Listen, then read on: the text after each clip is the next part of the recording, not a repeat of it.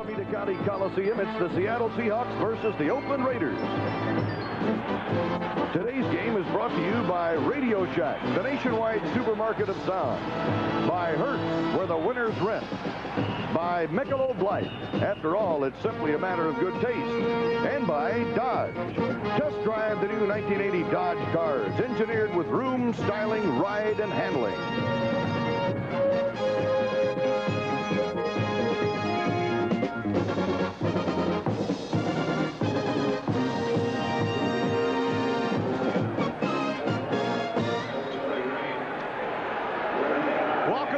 Alameda County Coliseum for today's battle between the Seattle Seahawks and the Oakland Raiders.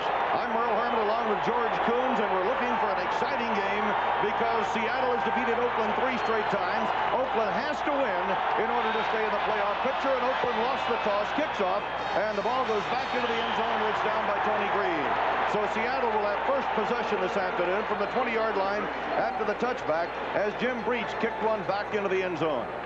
So the offensive unit comes on for the Mariners, led by Jim Zorn at quarterback, and Sherman Smith and Dan Dornick as the running back. Sherman Smith, the all-purpose back for the Seattle Seahawks this year. Of course, Zorn having a super year again. And here are the wide receivers that Zorn will be throwing to. Steve Rabel stepping into some big shoes under Largent's control. We'll see how Rabel does against a fine Raiders secondary. It is Jim Zorn in command. The Seattle quarterback this year has hit for 18 touchdowns. Here's Rabel back in motion to the right side. Zorn on the ball goes to Sherman Smith. He is hit back behind the line of scrimmage by Ted Hendricks, number 83, the linebacker. The 11-year veteran out of Miami of Florida. There he is at 6'7" and 220 pounds, the Mad Stork. So the ball is down on the 19. It'll be 2nd and 11, and here is the offensive line for Seattle. Collectively as a group, they've thrown 488 passes. Seattle has this year only 23 sacks. Quite a credit to a young, improving offensive line. Here come the Seahawks with Rabel splitting out wide to the right side. Going to the left is Jesse Green. On 2nd and 11. Zorn goes upstairs, and it is intercepted. It is picked off by number 37, Lester Hayes. He's into the end zone for a touchdown. The ball was tipped, and Lester Hayes nailed it. That's his 7th interception of the year, and the Oakland Raiders are on the scoreboard, and this game is not a minute old. Very quietly, this third-year man has been playing great ball at a demanding position for the Raiders. He had the broken wrist to Steve Largent has taken a little pressure off, but watch him. A lot of people feel like this man, Lester Hayes, should have been in the Pro Bowl. Here, McCullum loses the ball, number 84. Hayes is right there, number 37, picks it up.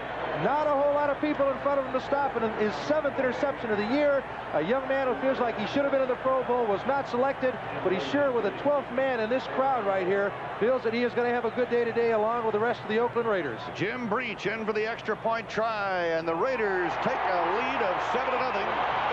And we have played but 52 seconds. So there's a timeout already in this ball game for the Oakland Raiders and Seattle Seahawks, and the Raiders have a 7-0 lead. You're the skeet shooting expert. What am I doing wrong? Let's talk about an open beer. Better yet, over a Michelob Light. A light beer? Since when?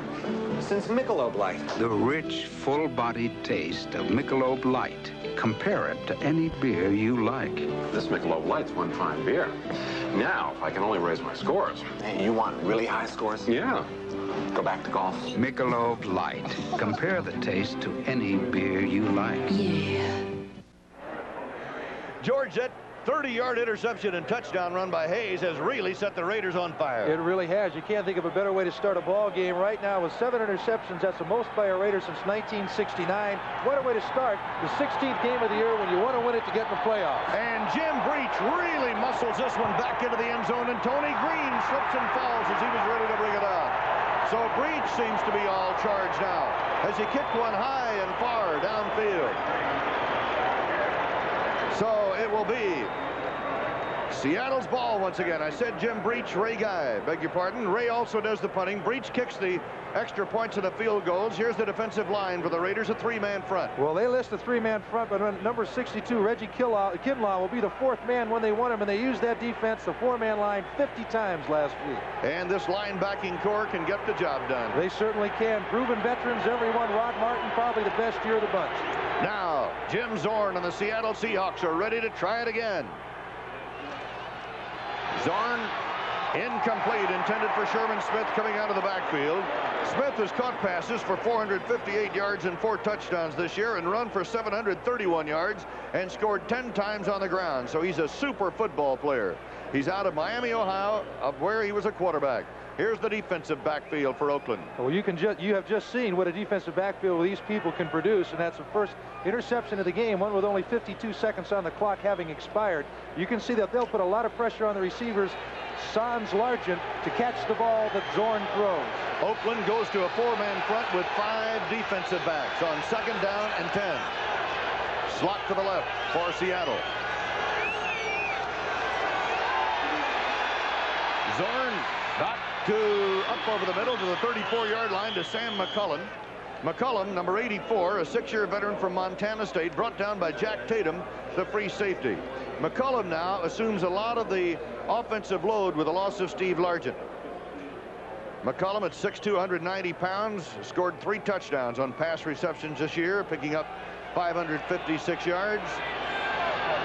That is a steady performer for the Seahawks, has been all year long, Earl. First down after a 15-yard pickup. Dan Dornick, and Dornick bulls his way up near the 40-yard line, just shy of the 40, where he is pulled down by Pat Toomey, number 67, the 6'6", 10-year veteran from Vanderbilt. Dornick has had a fine year for Seattle. Combined over, well, almost 900 yards total offense for Dornick this year, 470 on the ground, 402 pass catching, and 8 touchdowns for this second-year man from Washington State, Dan Dornick. It'll be 2nd down and 5 after a pickup of 5. Slot right.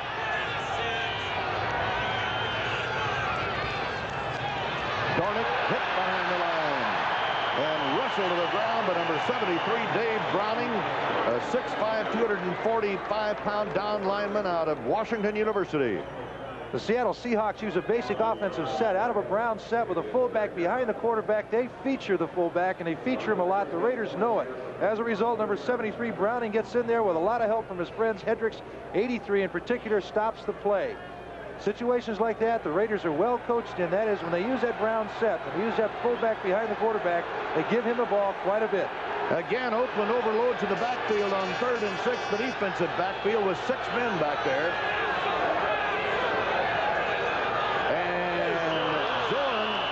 Looked back there apparently with some confusion, and Zorn and the Seattle Seahawks take a timeout, and we have seen this many times when Zorn goes up to the line of scrimmage.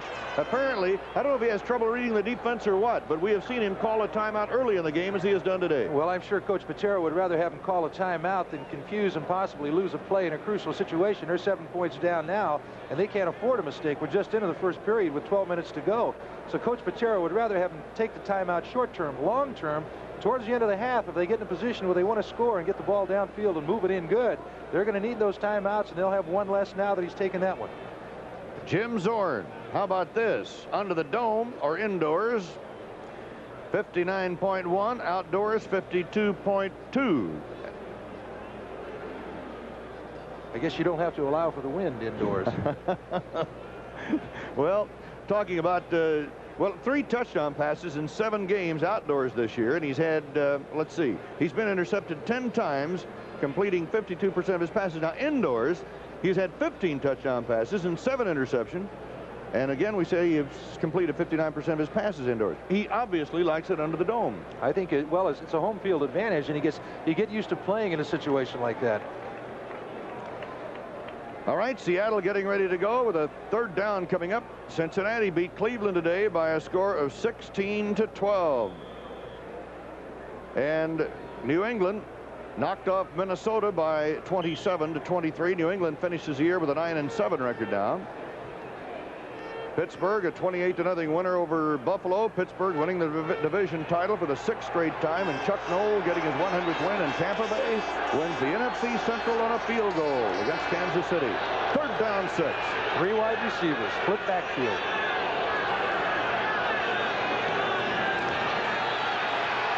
Zorn out of the pocket, on the run, fires on the run, and a great catch on the midfield stripe by Sam McCullum.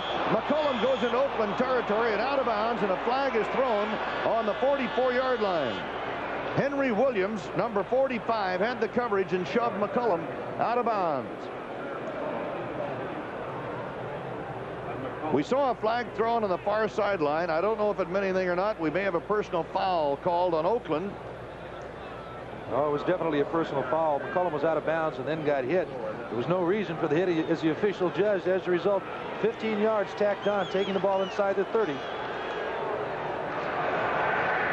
Personal foul, unnecessary roughness, number 58, defense, late hit out of bounds, 1st down.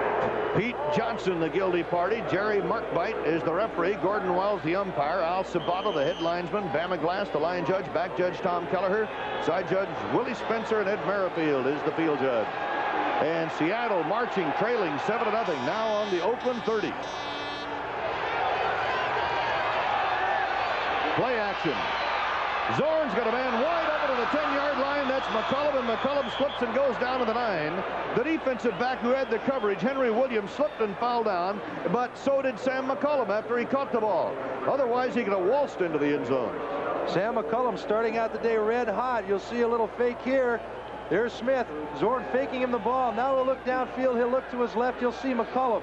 Henry Williams, number 45, has already fallen down. McCullum will catch the ball. You don't see anybody around him, but as he goes to make his cut, unbelievably to him, he doesn't have any defender there. He himself slipped. At the 10-yard line, 1st down and goal to go. Rabel in motion. And incomplete, as Henry Williams had the coverage on Steve Rabel, the 4-year veteran from Georgia Tech, who is replacing the injured Steve Largent, who is out, of course, with a broken wrist. Henry Williams, a rookie from San Diego State. Looks like they might be working on him a little bit. Well, they'll start to work on him. Henry made the all-rookie team. He was scouted by John Herrera, the PR man here for the Seattle Seahawks, and it was one of the people that Herrera recommended to the club. Not only did he step in after really a bad senior year in college at San Diego State, but the all-rookie team is an indication of how he's played for the Raiders this year. 3 wide receivers and 9. 2nd and goal to go at the 10-yard line. Sherman Smith at the 6. And it is Monty Johnson, number 58, along with Rod Martin, number 53, who make the stop.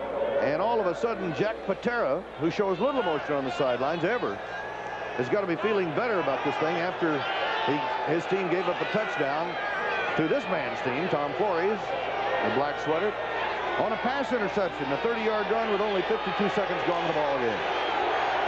Jeff Moore is now in for Sherman Smith, so the tank is out of there. 3rd down and goal at the 6. Dornick at the 1. And now it's decision time for the Oakland Raiders. He is short of a 1st down, Dan Dornick. Pat Toomey, 67, getting up along with Rod Martin, number 53. And it is 4th down and goal to go on the 1-yard line. Not a bad call. 3 wide receivers in a little sprint drop fake handoff to Dornick down to the 1, and they're going for it, folks. Make no bones about it. 10:33 to go in the 1st quarter. Seattle on the 1-yard line, and they're coming up with 2 tight ends. And the Raiders lead 7-0, and here we go. Brian Peets, 88, Mark Bell, 82 are in there, tight ends. Sherman Smith, touchdown Seattle. And you saw him accelerate and really pop as he saw a little bit of daylight. Not much, but enough for this 225-pounder to get in. Henry Williams met him at the goal line. Let's look at it. You can tell the results of the play by the fact that the crowd is absolutely silent right now.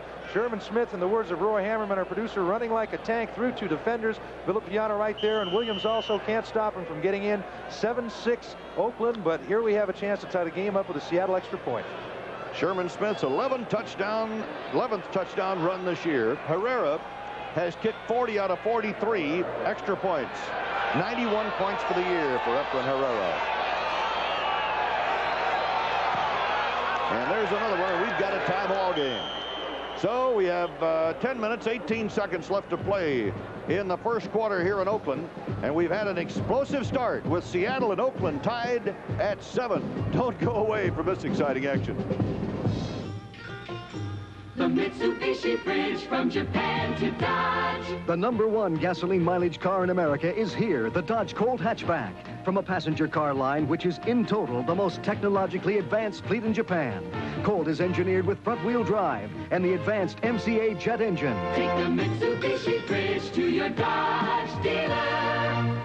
We have increased availability of America's #1 gasoline mileage car. See it at your Dodge dealer right now. You know, it's really gratifying to see so many guys today enjoying tobacco without lighting up. Just like me, they've gone smokeless. Now, I'm kind of partial to Skoal with the wintergreen flavor. Or for straight tobacco taste, try Copenhagen. Or mild Happy Day. Great if you're just starting out. There you go. But whichever, just a pinch between your cheek and gum is all it takes. And I'm mighty proud to say that Copenhagen, Skoal, and Happy Days are official sponsors of the 1980 Winter Olympics. NBC Sports World salutes the champions of '79. It's been a memorable year, and we'll review the many magic moments with an exciting look at the year's major events on Sports Year '79. A salute to the champions, next Saturday on Sports World. Next Saturday on Sports World, NBC salutes the champions in '79. It's been a memorable year, hasn't it? We'll review many of the exciting magic moments with a look back at the year's major events on Sports World, a salute to the champions. By the way, Sports World will follow the Indiana-North Carolina Tar Heel basketball game from Bloomington, Indiana, 2 o'clock Eastern Time, 11 Pacific. And the kickoff will be fielded by Matthews at the 9.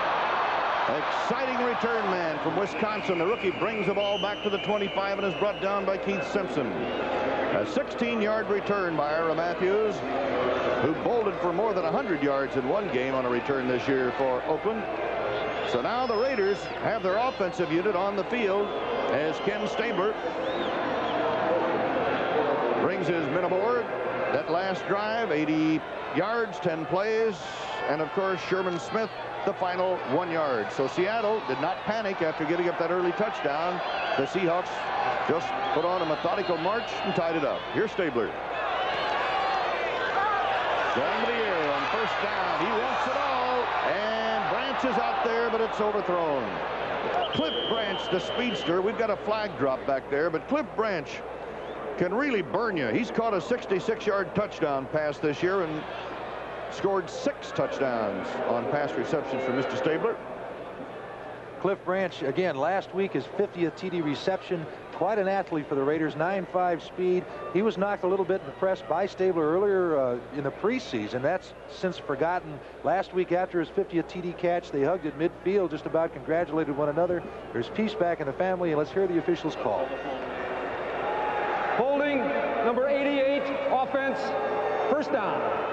Raymond Chester, guilty of a hold. Well, you don't really make the team as a tight end in pass blocking situations anyway. Kenny Stabler, Art Whittington, Mark Van Eegen. Whittington doing a heck of a job in there at running back for the Oakland Raiders. Here are the wide receivers. You have one wide receiver, 2 tight ends, both Pro Bowlers, 107 catches between them so far up to today.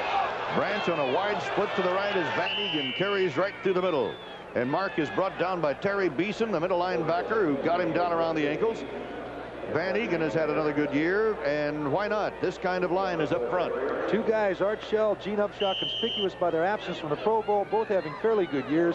Dave Dalby, a very, very good center, one of 3 ever to play center for the Oakland Raiders, and the other one's in there also. Steve Sylvester. Sylvester played center for 1 game. And Jim Otto took care of the rest of it. Short yardage. 2nd down coming up. Stabler lets her go at the 30-yard line, and Casper is there to pull it in. Being hit and hit hard by number 42, Keith Simpson, but Casper can handle the ball in traffic. They call him the ghost. Here Kenny Stabler stepping back, looking away from his attendant receiver, and then coming back to Casper. This is what you have to do in the NFL when you're fairly closely covered. You've got to catch the ball and expect to be hit. Here you see 2 guys taking Dave Casper, one in the back, one in the face. He catches the ball and brings it down. That's why he's in the Pro Bowl. That's why he's been there before. He's a good receiver in clutch situations and catches the ball in traffic. Now listen to that phrase from one Notre Damer to another. A gain of 14 yards, third down coming up. And a great catch this time by Dave Casper again. At the 39-yard line, Keith Butler, the linebacker, had the coverage, and Casper is putting on some show. This guy right here, up to today, that's his 55th catch of the season. He didn't catch a ball until the 5th game of the regular season. Here, Casper coming over the middle, stretches out, lays out perfectly. You'll see him drag his feet so he doesn't go out of bounds, catches it inbounds, takes it out of bounds. Good coverage right there by number 53, Keith Butler, but Casper just made an excellent catch. 10-yard pickup, first down Oakland. It's the Raiders 7 and the Seahawks 7, and Manu Tuiasosopo. He got the jump. Number 74, the rookie out of UCLA, made the all-rookie team this year in the NFL. He's had an outstanding year for the Seattle Seahawks, but he got a little bit too anxious. Well, when you play against Upshaw, you want to get the jump on him. That time, Gene told him, you could see him pat him on the helmet just after the penalty was called. The defensive line for Seattle 74, defense, first down. Tuiasosopo right in the middle of it, along with Hardy, Carl Eller, the veteran from Minnesota, Keith Butler. When they go to the four-man front, when they don't, the linebacker situation looks like this. Yep, and it's pretty good young linebacking core. Michael Jackson over there is going to be tested a little bit. He's a good pass coverage man. Not really good versus a run yet, but he will be. First down 5. Ooh, a hit behind the line on Arthur Whittington by Terry Beeson, number 58, the middle linebacker, a 3-year veteran from Kansas. Last time, in fact, every game that we have seen him in this year, George, he has played well. Oh, he's played extremely well. He's been a shining light in their linebacking core. He's been a leader. He's been a hitter. He's been everything they've wanted of Terry Beeson. Here he's just going off the field here for a little bit of a rest. They're changing up a little bit in the defensive secondary and the coverages. Beeson will be back in there shortly, but again, he's been a mainstay in the middle of that defensive line and shut off a lot of plays in the middle for him. John Harris is now in the secondary. Here's Arthur Whittington. What he has done this year on third down 7. Stabler, incomplete. Intended for Raymond Chester, number 88, and Autry Beeman, number 27, had the coverage. Kenny Stabler, did you know that the Raiders' great quarterback has the highest career completion percentage entering the current season, or did have? He's actually improved on it, too, in the first 15 ball games. 59.79. Did you know all that, George? Well, did you know that versus the Seattle Seahawks, he is 62.5 and betters his average? Yeah, you knew all that. Here are the leading passers. Get me every time. Third down 7.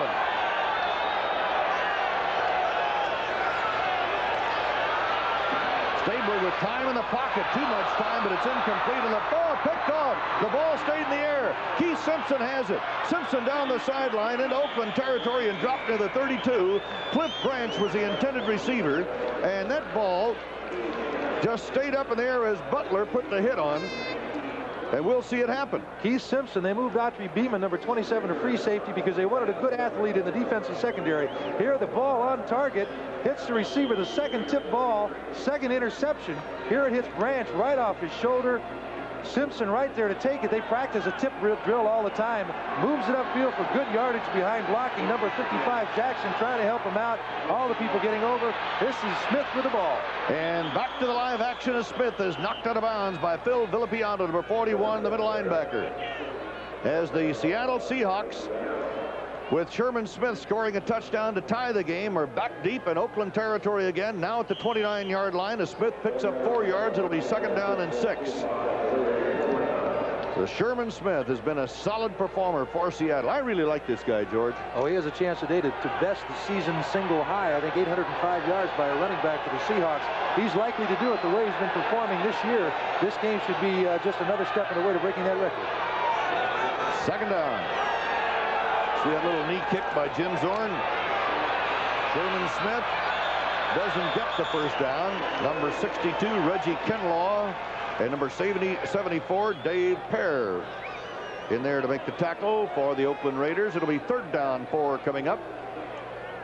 Talking about Smith's touchdown, his 11th on the ground this year. And you see what he has done.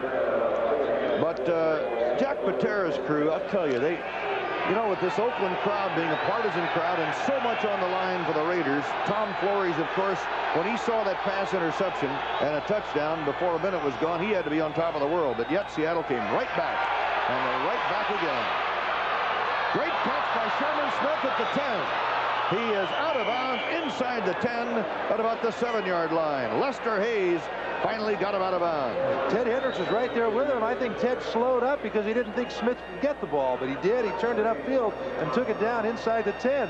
Here you'll take a look at it again. You'll see Zorn stepping back to pass, and from the upper left part of your screen going to the lower right there is Smith. Ted Hendricks, number 83, right behind him. You'll see he sort of pulls up because he doesn't think that Smith has a chance to catch it, but Smith surely did.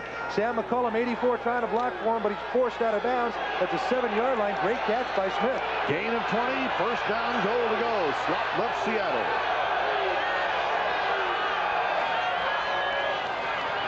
Sherman Smith again, hit behind the line. This time 73, Dave Browning. And Reggie Kinlaw, 62, goes smashing in there to make the tackle.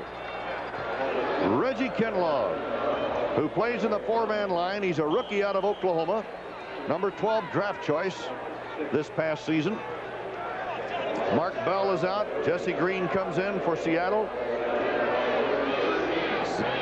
4-man front now for Oakland on second down and goal to go, but this time the ball's on the 13-yard line. 5 defensive backs are in for Oakland. Last week, Oakland, as you see, used the 4-man defensive line 50 times against New Orleans. Timeout is called for Seattle.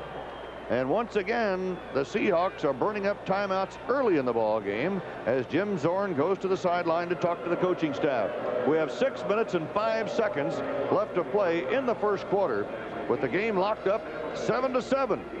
Oh, we got a barn burner going on. Don't go away. We'll be right back from the Oakland Coliseum, so stay with us. Winners go with winners. Winners rent from Hertz, because number one offers services most others don't, like Hertz Express Car Return. You just drop the keys to your Mustang, LTD, or other fine car and go. Your statement is mailed the same day. No wonder the presidents of over 80% of America's top 500 companies carry Hertz cards. Hi, OJ. Hello, Dick. Hertz, where the winners rent. Wednesday, meet a toy maker who's often mistaken for Santa Claus. Then visit a lady who never stops decorating for the holidays. It's a special Christmas celebration on Real People.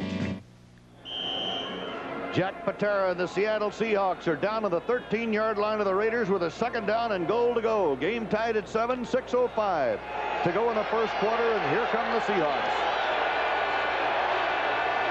Jim Zorn has his play. Matuzak is now in for Oakland. Dornick, the ball up the middle. Dan Dornick inside the 10 is down near the 6, brought down by Jack Tatum, number 32, the free safety out of Ohio State. I'll tell you what, when you take a look at the Seattle offensive line moving people out inside the 20-yard line like this, Dornick, a good bull-type runner. Little trap on Matuzak, number 72 there. Browning trying to help him out, but Dornick taking it all the way down to the 5, picking up half the distance to the goal in one play. Not bad. 3rd and 6 Seattle. Let's see what they do. Up over the ball goes John Yarno, the center. McCullum splitting to the right. Rabel in the slot to the right. 3rd and goal.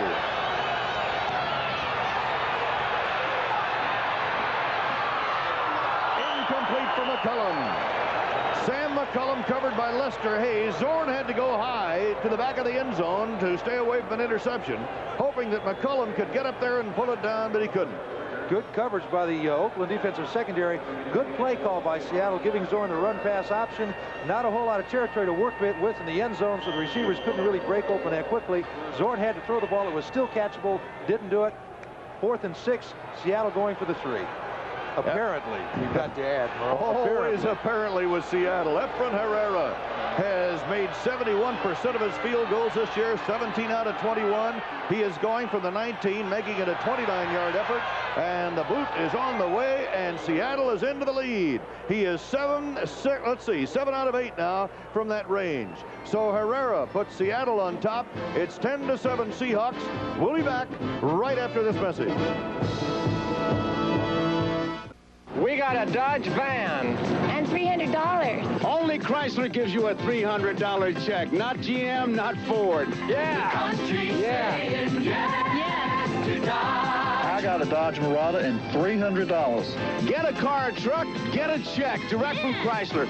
But hurry, this offer ends December 31st at participating Dodge dealers. Country saying yes, yes, yes, yes. Yeah. Yes, At participating dealers. Merle Herman and George Coons with you from the Oakland Alameda County Coliseum in Oakland, California, where it's 51 degrees. And Efren Herrera, who has kicked 11 straight field goals now, will kick it away for Seattle. Ira Matthews, 43. Arthur Whittington, 22 are deep. It took Seattle 7 plays to go the 27 yards, and that was a 24-yard field goal, by the way. I may have said 29.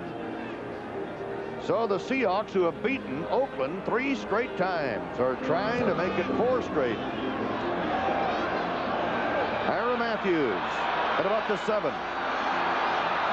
And is tripped up and finally goes down as he crosses the 20 and is down on the 22.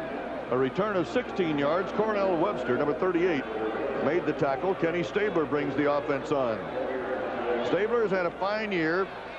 3,273 yards, 25 touchdown passes, 60.5% completions, 20 interceptions, but a good year for Stabler. Well, he's cut his interceptions down from 10 over last year, too. He's throwing the ball 2 tight ends. I mean, it's amazing that a guy, well, they have 2 great athletes, but throwing the ball that much with 2 tight ends and that much yardage to boot. That's Whittington. And Arthur gets up near the 25, brought down just short by Manu Tuiasosopo, 74, and by Keith Butler, number 53, the linebacker. Whittington also catches the ball out of the backfield. Butler is a second-year man from Memphis State. They really like this guy. He's 6'4", 225 pounds. Got a good year for him, too. Stabler, an average of 1 interception for every 45 passes at home. Not too bad. Second down, 8. That's Whittington again. Brought down by Butler, 53 and 63. Gene Upshaw pulled the lead, the blocking for Arthur Whittington. Robert Hardy, again, a rookie tackle. Very, very impressive in training camp, learning the system in the pros. You see him right here as number 66, Sylvester. Tries to take him, almost reaches in a little bit, but a good spin-out move by Hardy as he tries to get into the pursuit. And here's number 63, Gene Upshaw, taking on number 27 for Seattle, Autry Beeman, and just leveling him. It's not often a little guy has to take on a 260-pounder like that on the corner. On third down, 5. Branch has the first down. Near the 38-yard line with Keith Simpson having the coverage. The strong safety. Branch, the 8-year veteran from Colorado, picks up 11. You've got to respect his speed, and Stabler knows that. As he drops back, he looks right over in Branch's territory and lets him have the ball with good pass protection by the Raiders. Here you see him catch the ball. A little bit of number 42, Simpson, playing off a little bit, but you've got to respect Branch's speed. Simpson knows that, and he certainly doesn't want to get burned long. Ball spotted at the 37. Branch splitting wide to the right. Stabler in his 11th year with the Raiders. Goes to Whittington. Whittington trying to find any kind of a hole. Picks up a couple. Whittington is a second-year man from SMU. Robert Hardy, 75, had the tackle. He was trying to run behind the blocks of Art Shell, 78, and Gene Upshaw, number 63. But he just couldn't get to the daylight. Well, a big part of the credit has to go from the deep men coming up in support. Dave Brown, number 22, coming up in corner and forcing the play back inside so the pursuit can get to it. Stabler has set a single-season pass yardage record now, 3,304 yards. He's back to get some more. There's his man, Branch, 49-yard line. brought down by number 55, Michael Jackson, the rookie linebacker from Washington. A 10-yard pickup and a first down on the 49-yard line. They got the first down by a couple. Tom Flores, in his first year as head coach of the Raiders, has had to cope with a lot of injuries this year, George, but he's held up well. Well, he sure has. I think he's had 33 different people starting for him at different times during the year. And it's a credit to him that they've hung in this long, still have a shot at the playoffs pending tomorrow night's game if they win today. Last time we were out here, Kansas City upset Oakland, and everybody was writing the Raiders off, but they came back and started winning. This time they go off the double wing, and Mark Van Eegen bangs into Seattle territory near the 47-yard line. Terry Beeson, 58. Bill Gregory, 77, are there to make the tackle. A gain of 4. It'll be second down 6. Seattle is leading Oakland by a score of 10-7 with 2 minutes and 15 seconds to play in the first quarter here in Oakland. Dave Casper and Raymond Chester operating as double tight ends. Casper has been outstanding as you see him line up on the left side. Mark Van Eegen, 780 yards rushing this season, 7 touchdowns. Branch back in motion to the inside. Stabler, and this time he goes to Raymond Chester as other tight end. Chester is down inside the 30. He's down to the 27 where Keith Simpson takes him out of bounds. Raymond Chester picking up 20 yards. He is having a fine year for the Oakland Raiders. Raymond Chester coming into the game with 54 receptions. He had microsurgery to remove cartilage on his knee, and it slowed him down a little bit. You'll see him gimping around a little. The second tight end from Oakland to make the Pro Bowl team, just a super year after coming here from Baltimore in a trade that sent Siani back there, proving himself again that he is Pro Bowl quality, a great tight end in this league. Great catch there. You can see why the 2 tight ends are in the Pro Bowl just from what they displayed in this quarter. Branch splitting wide to the right. First down. Stabler with a pump, and there's Chester. Raymond Chester inside the 20 at the 18. Keith Butler, 53, the right linebacker. And strong safety, Keith Simpson, number 42, make the tackle, and Oakland is on the move. You got 3 good receivers in Casper, Chester, and Branch. When you have this much time by an offensive line that gives you this much time, I mean, you can do anything back there. Stabler just sort of looking around, looking for the open man, reads it. Branch comes back for the, Chester comes back for the ball a little bit in front of 2 defenders. Stabler having the ability to put it right on the spot. Raymond with another great catch. A gain of 9. It'll be second down 1. Oakland on the move, trailing 10-7 with 1 minute and 5 seconds to go in the first period. Stabler gonna go for it all, and it's almost picked off and should have been picked off by Terry Beeson. The intended receiver was Cliff Branch, and Beeson knows that he should have had that one. Well, Stabler in there trying to pump fake to get Branch farther downfield. Finally ran out of time and had to let it go. Didn't have the whole force of the throw behind it. As a result, trying to throw it out of bounds or at least over their heads. Floated it a little bit. Beeson right there with good hustle on his part. Almost had the interception. Right now, the Raiders may be coming with a full house backfield with 57 seconds to go in the first quarter, and they trail by 3. Third down 1. Jensen, number 31, Van Eegen, number 30, and Booker Russell, number 34, are all in there. Jensen moves up on the corner. This is Booker Russell. Booker Russell, I believe, has the first down. Running behind Steve Sylvester, the right guard, and he is down to the 16-yard line. The offensive line just taking charge right here. You can see them all. A little fake by Sylvester, trying to pull out, looking for somebody to hit. Finally, just making it up in the hole, number 34, Russell, taking it in. Russell, not tremendous stats for the year, but a clutch performer in short yardage situations. Beeson, number 58, making the tackle again. Jim Plunkett, as you look at Booker Russell and what he has done this year, and you saw Jim Plunkett pop in the picture just for a moment. Jim has seen very little action this year. Here we go. First down, Oakland. Stabler again, all kinds of time, throwing the Branch at the 9-yard line, and the flag is thrown against Kerry Justin, the defensive back, and a pass interference call. Well, that's the third pass interference call in 2 weeks on Justin right there, just earning his first start last week. Terry got to be thinking that he's doing something. Pass interference, number 26, defense, automatic first down. You got to think that with Michael Jackson, a first-year man, and Justin, 26, and Keith Simpson getting his first starting assignments this year, Stabler's going to look to his right quite a bit. He sure does here. Throws the ball in. You'll see Justin come right over his shoulder. His hand, his left arm on his back. getting a little bit of a push to Branch. Not really flagrant, but enough to warrant a penalty as the official rules it. Justin just a little concerned. The point of the ball at the 10-yard line, and Whittington trying to get to the outside, and Keith Simpson won't let him go. Number 42 comes up from a safety spot. We're down to nothing at the first quarter, and the first quarter is over. The score, Seattle 10, Oakland 7. We'll be right back after these messages from your local station. Washington, take a look at the 1980 Honda Civic. It's going to knock your socks off. No, not just because it's been redesigned, has bigger dimensions, more standard equipment. Not just because it's gorgeous to look at. You want to know why it's going to knock your socks off? Drive one.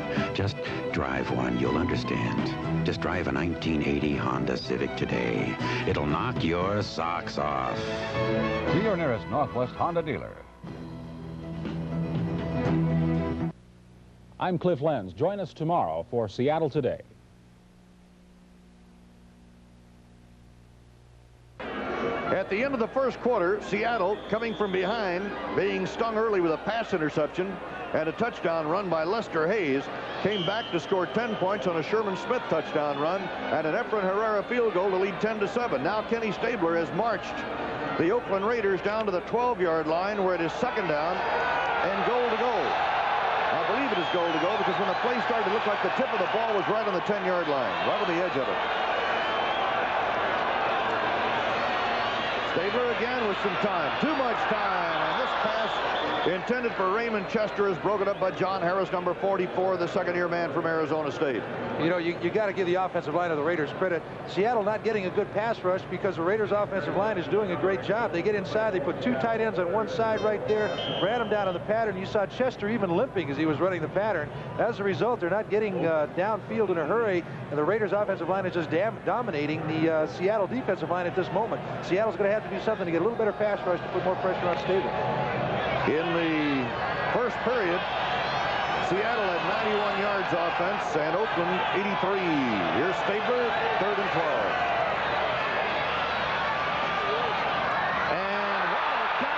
At about the 3-yard line by Raymond Chester. He had to come back for the football. Winds up near the 5. It'll be placed on the 3. Keith Butler, 53. John Harris, 44. We're all over him, but he caught it. A great offensive effort. Everybody on the team doing their job. Stabler back there can eat his lunch with this kind of protection.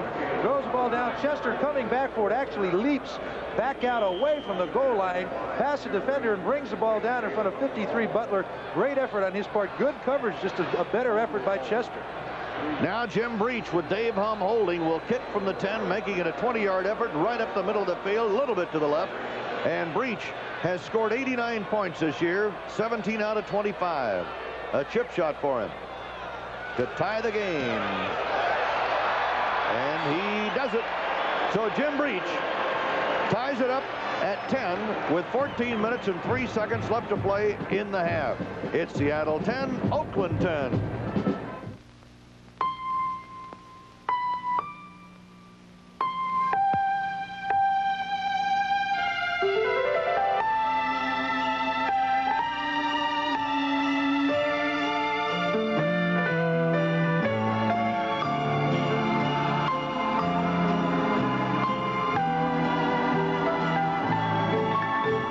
This Christmas card was sent to you by the people at Miller High Life. Merry Christmas.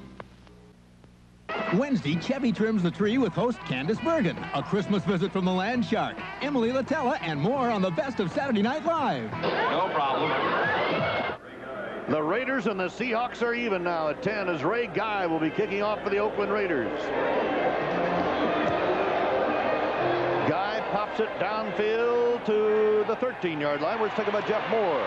Moore with some daylight at the 30 and forced out of bounds at about the 34.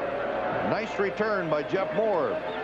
Next Saturday, it's college basketball on NBC as Dean Smith's defending ACC champion North Carolina Tar Heels, led by All-American forward Michael Corian, and Al Woods take on Bobby Knight's top-ranked Hoosiers with sophomore sensation Isaiah Thomas and the dynamic, high-scoring Mike Woodson. That's next Saturday on the Game of the Week, and that's on NBC.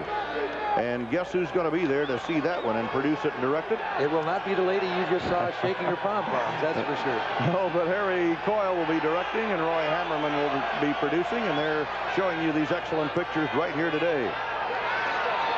First down, and Zorn wants it all. He's got McCullum. He's on the way. Touchdown, Seattle. Henry Williams beaten on the play by Sam McCullum as Jim Zorn on the first down throws a 66-yard strike to Sam McCullum. Perfect timing, perfect pass, perfect catch. Sam McCullum there again, a steady performer all year. Zorn sets back, good protection. Little play fake to Smith right there in the sprint draw. Zorn back, gives it everything he has. McCullum downfield, beating Williams. Not a bad man to beat. Williams again, the all-rookie team performer. McCullum catching it. Nobody around him as he walks into the end zone. Great play, good pass, good catch. Everything written up as it should be. For Sam McCullum, his 4th touchdown reception of the year. The 6-year man from Montana State, and he is really picking up the slack left by Largent's absent, Steve Largent. What a job Jim Zorn has done. First play. Herrera for the extra point try. He's got it. He is now 41 out of 44. Make that 42 out of 45 to today. So Seattle is back in the lead. 17-10 this time. 13:45 to go in the first half. This is one of the great masterpieces in music. Not Beethoven's Fifth, another pioneer first. The CTF 950 cassette deck with fluoroscan metering and metal tape capability for virtually distortion-free recording. The pioneer CTF 950, the masterpiece that helps you appreciate others like Beethoven's Fifth or Rod Stewart's latest. Pioneer, we bring it back alive. Ram power. Dodge gives you Ram power. The new Dodge vans go beyond tough. They're Ram tough. More galvanized steel for critical area rust protection. More than Ford or Chevy. Best mileage ratings with automatic transmission. More than Ford or Chevy. Dodge trucks are Ram tough. Get a Ram Tough Dodge van. Get a $300 check direct from Chrysler now at participating dealers. Next Sunday, football's second season starts here on NBC with exclusive coverage of the AFC wildcard game. The loser goes home while the winner advances into divisional playoff competition. The AFC wildcard game, next Sunday on NBC. Next Sunday, football's second season begins with the AFC wildcard battle. There's no tomorrow for the loser while the winner advances to the divisional playoff competition. First NFL 79, then exclusive coverage of the AFC wildcard game Sunday on NBC.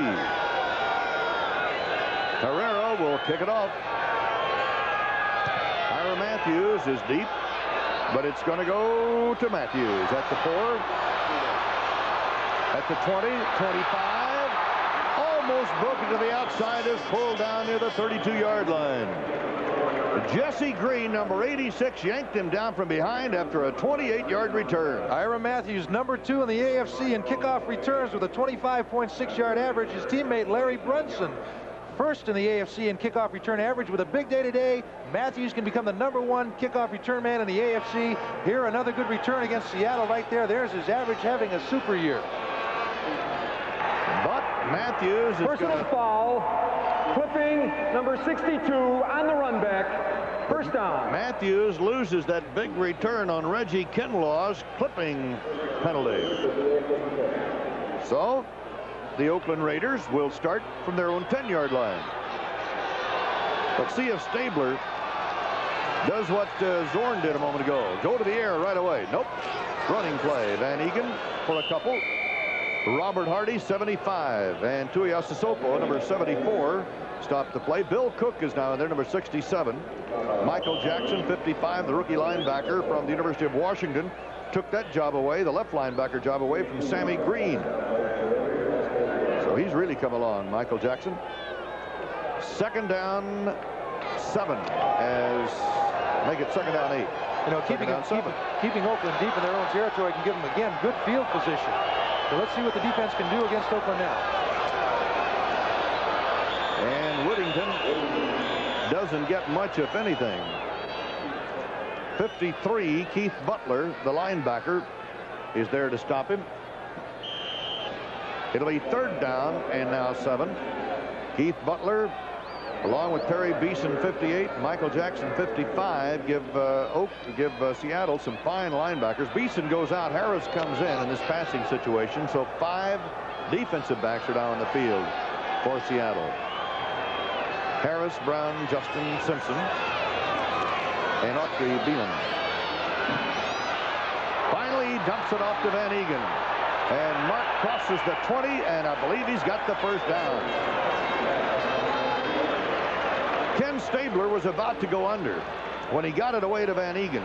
This is the prize that comes, the pride and poise that comes when you're 33 years old, been in the league a long time. He knows he's got to sit in there to wait for somebody to get open. 75, Hardy there just grabs him, but Van Egan, a workhorse all year for these guys, making a Pro Bowl several times, gets just enough for the 1st down, getting Oakland out of bad field position trouble right there. Number 30, Mark Van Egan. So the Raiders have a 1st down at their own 21, trailing in this game by 17-10 here in the 2nd quarter. Van Egan again on the slant. Keith Butler, 53, wraps an arm around him. Autry Beeman, 27, comes up in the free safety spot to yank him down.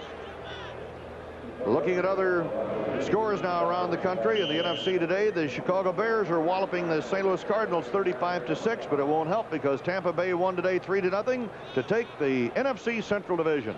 And Washington over Dallas. Wow. That NFC East. We're going to have a very interesting day. Here's why. Philadelphia now leading Houston 9-0. The Oilers in the playoffs as a wild card team. Stabler again with a lot of time.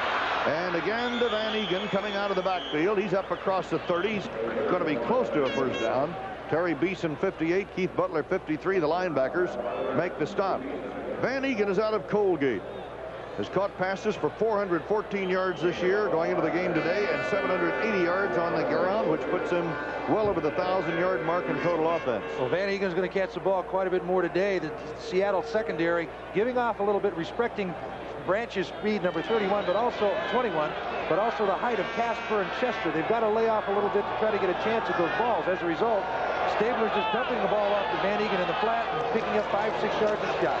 On a 3rd down and inches, Van Egan picks up the 1st down as he pops out near the 32, where he is met by Terry Beeson, 58, the middle linebacker.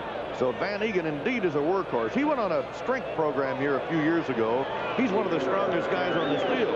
Well, you know, coming out of Colgate, I guess you'd have to come out of get into a strength program right there, especially in the NFL. But they've had good luck with fullbacks from Colgate. There was another guy out of Colgate besides Van Egan by the name of Marv Hubbard who played extremely well, as we see the 1st down indicated for the Oakland Raiders before he was traded to Detroit. So Tom Flory is very satisfied with the progress of the Raiders in this drive. They're down 17-10 with 10 minutes and 5 seconds to go in the 1st half. Oakland came out and scored in less than a minute when Lester Hayes intercepted a Jim Zorn pass and went 30 yards for a touchdown. But Zorn brought the Seahawks right back with a touchdown and a field goal to go ahead 10-7 at the quarter. Pump once on the sideline is Branch, and the reception is good at the 41. Keith Simpson had the coverage. Justin was over there, and you saw Branch really trying to keep those feet inside. He knew where the marker was. Here again, the little down and out, one pass that's in everybody's repertoire of offensive artillery. Here you'll see Branch just keeping his feet in bounds, perfectly timed with Stabler as he touches his toes and then goes out of bounds.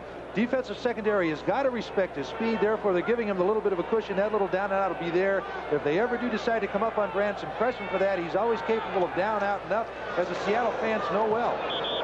And Robert Hardy stops Whittington as Whittington was going for a 1st down on 2nd down and short, very short.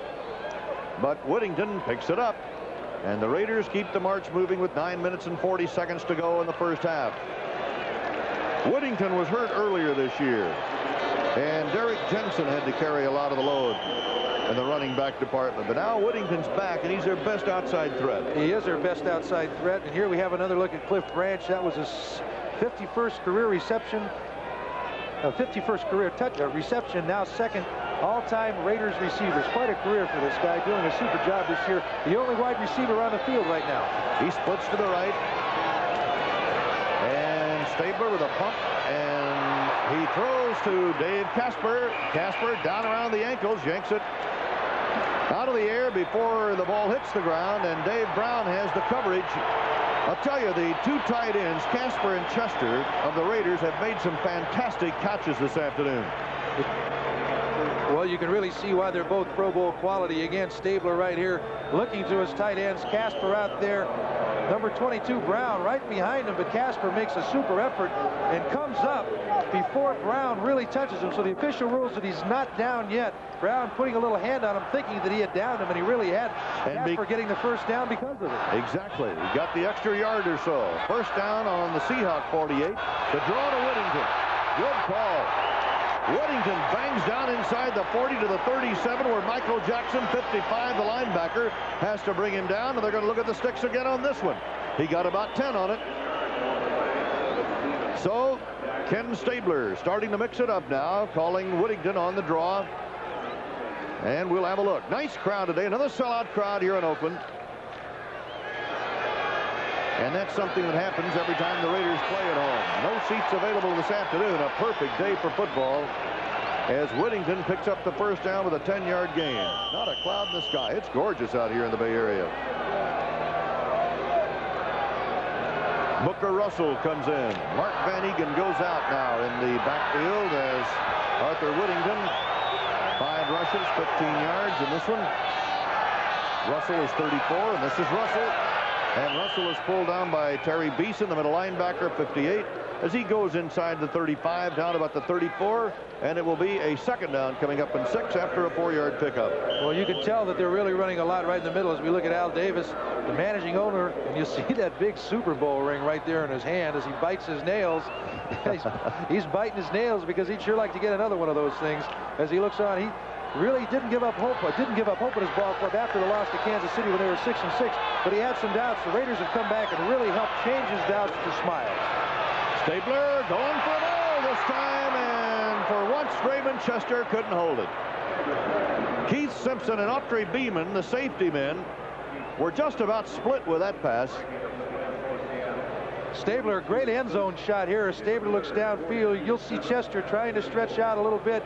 Just off the end of his fingertips, right there, you'll see it not really gain control. Again, right in the middle of 3 defenders. Beeson, number 58, 27, Beeman also. But Chester could not hang on to the ball. Could have been a big play. All right, Jensen is now in. Number 31, Derek Jensen, a rookie from Texas Arlington. Stabler, 11 out of 16, 114 yards. Third down, 7 for Oakland. The Raiders trail by 7.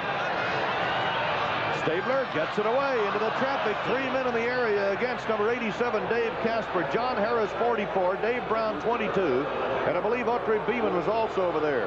Well, that's great coverage by the defensive secondary. Seattle had the blitz on. It was picked up well by the Oakland offensive line, but the defensive people took one-on-one, made it work. John Harris right there did a good job on the play. He was J.J. John Jeffers' roommate at University of Arizona. Seattle leading Oakland 17-10. 7 minutes, 57 seconds left to play in the first half on a 4th down and 6 coming up. Raymond Chester, Derek Ramsey, number 84, Dave Casper, 87, Cliff Branch, 21. All receivers are in there. Stabler again with a lot of time. This time he's got Branch a first down. Branch on the 24, Autry Beeman, chased it out of bounds, and again, that offensive line of Oakland is giving Stabler all day to throw the football. You got to give them all the credit in the world. When you get this much time with the receivers that Oakland has, they're going to get open.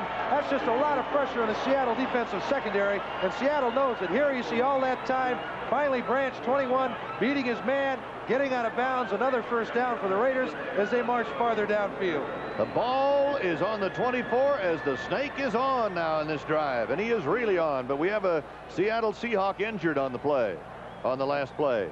So we'll take a timeout here in Oakland with 7 minutes, 50 seconds left to go in the first half, and Seattle is leading Oakland 17-10. Take care of your car at Kmart. Our automotive service centers care. Your Kmart Automotive Center can be your center for Christmas gifts. anyone on your list would be pleased with this top-quality 21-piece socket wrench set. 1/4 and 3/8 drive, backed by a full unconditional duration warranty. A great gift for $11.88 at Kmart Automotive Centers across the U.S., where quality car products are Kmart priced. Next Saturday, the defending ACC champion North Carolina Tar Heels, led by All-America forward Michael Corrin and Al Woods, take on Bobby Knight's top-ranked Hoosiers of Indiana with Frost sensation Isaiah Thomas and Mike Woodson. Next Saturday on the Game of the Week.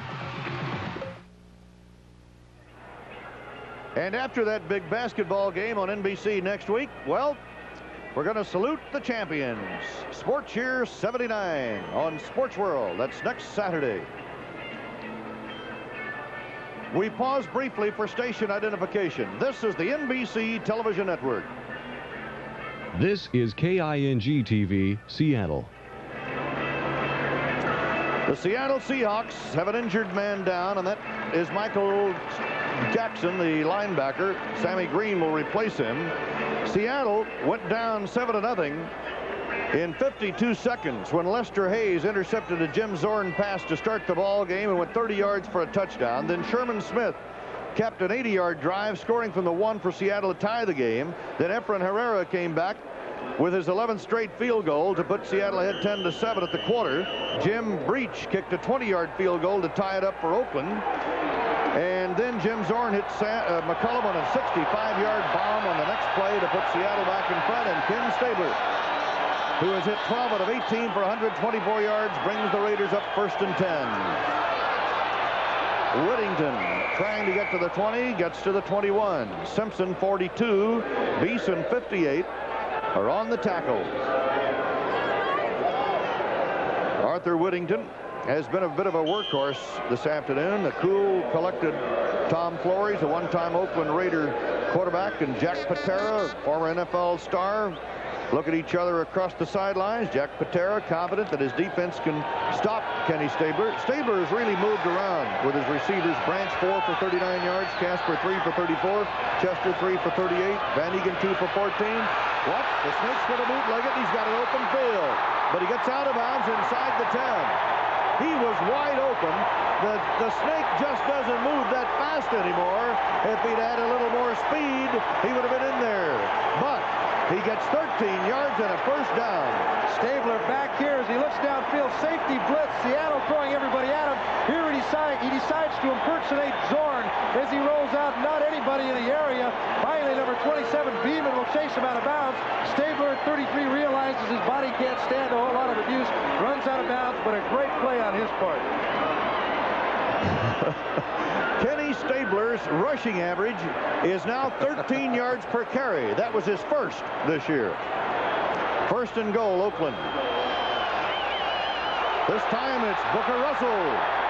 Russell blasts his way inside the 5 and is brought down by Autry Beeman, number 27, the free safety. There he is.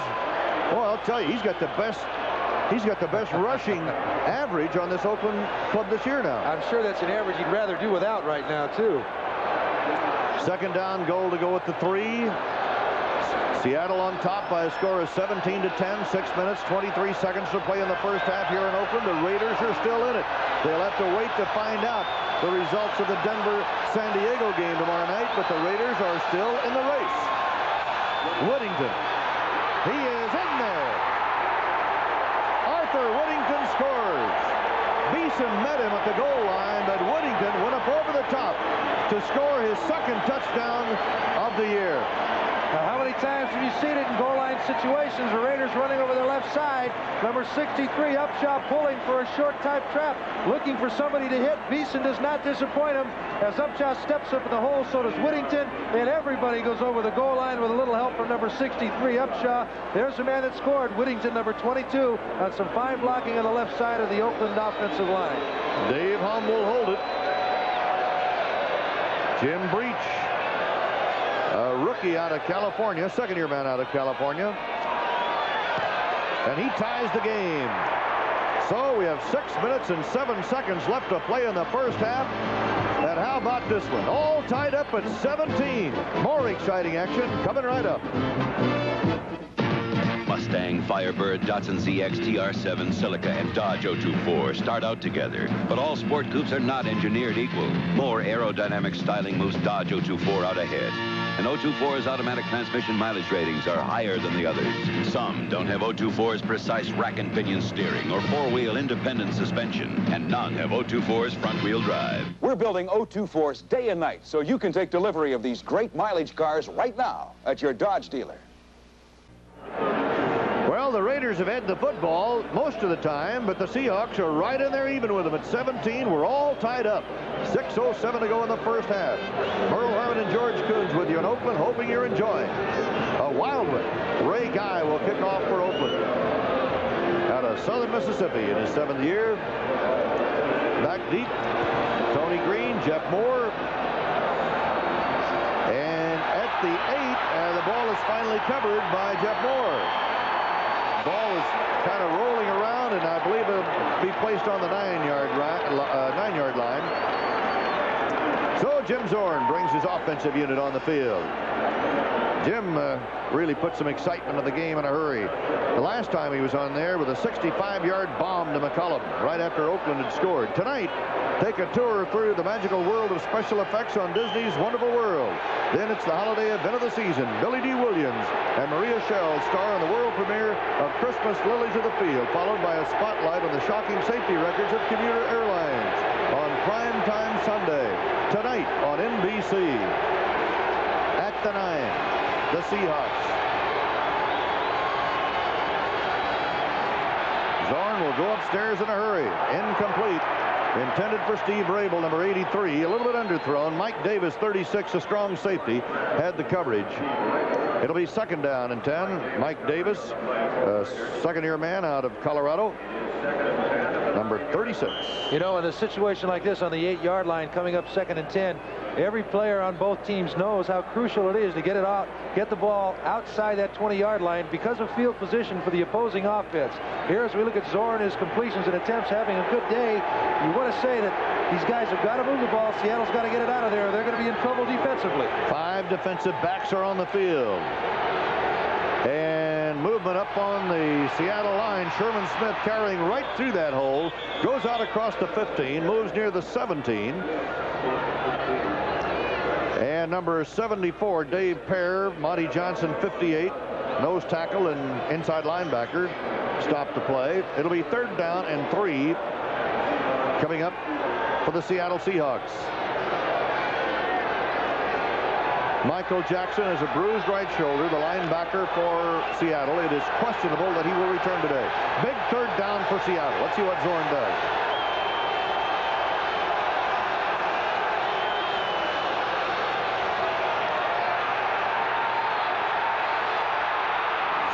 The scramble has an open man, his tight end Brian Peets. Peets has the 1st down up across the 25 and is yanked down at about the 26 by Rod Martin, 53, and Mike Davis, 36, the linebacker and strong safety. A big play by Zorn and Peets right here. Zorn knows he's got to move the ball to get into better field position, even if he has to kick just to get that extra yardage. He looks around. You'll see Peets, number 88, get into your screen at the upper part right there, catches the ball, turns it upfield for the 1st down. Zorn scrambling will be a key in a game for the Oakland defense because they'll have to contain him by scrambling and moving around, getting plays like this to Peets. He can hurt the Raiders defensively. They've got to contain him. Peets got 11, now 261 yards for the year.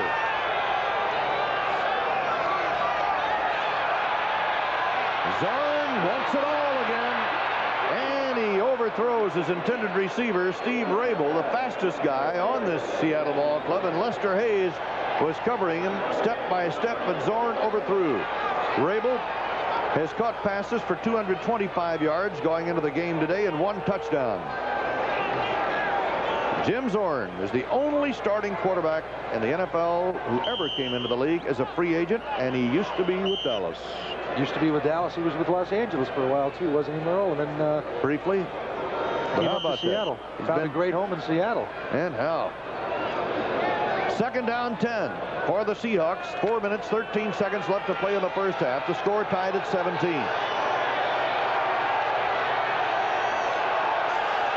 Smith and Dornick are the setbacks.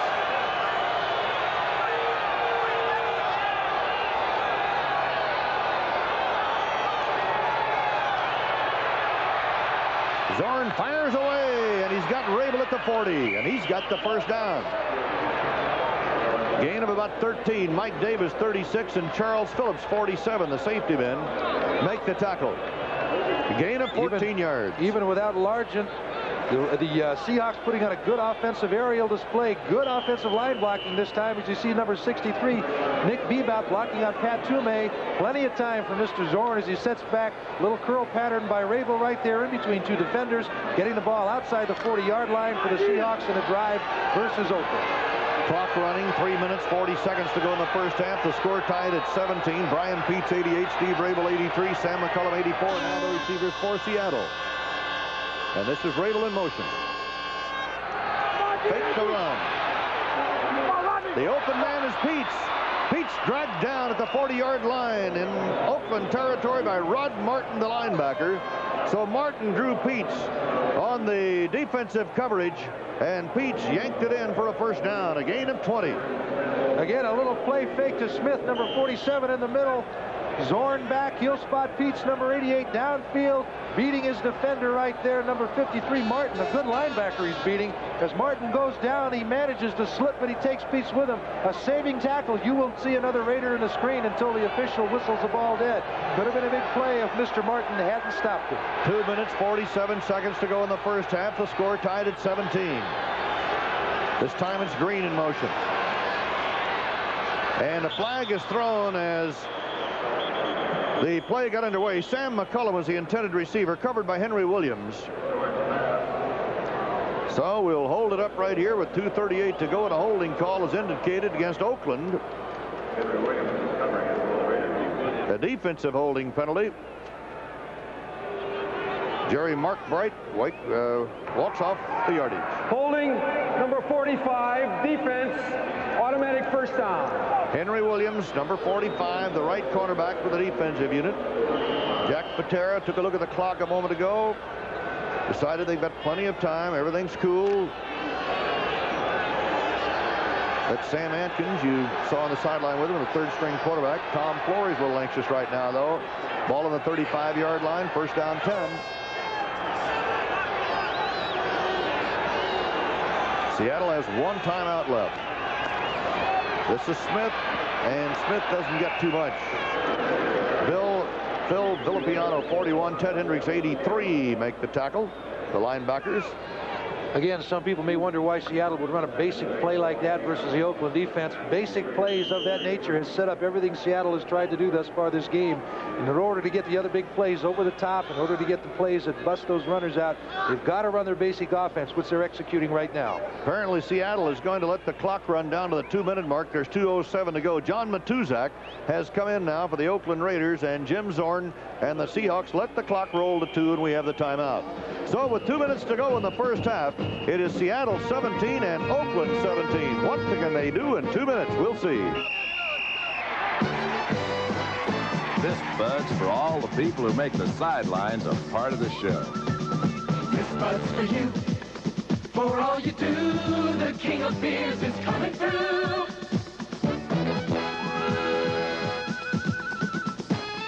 Yeah, just for you, that distinctively clean, crisp taste that says Budweiser. For all you do, this Bud's for you.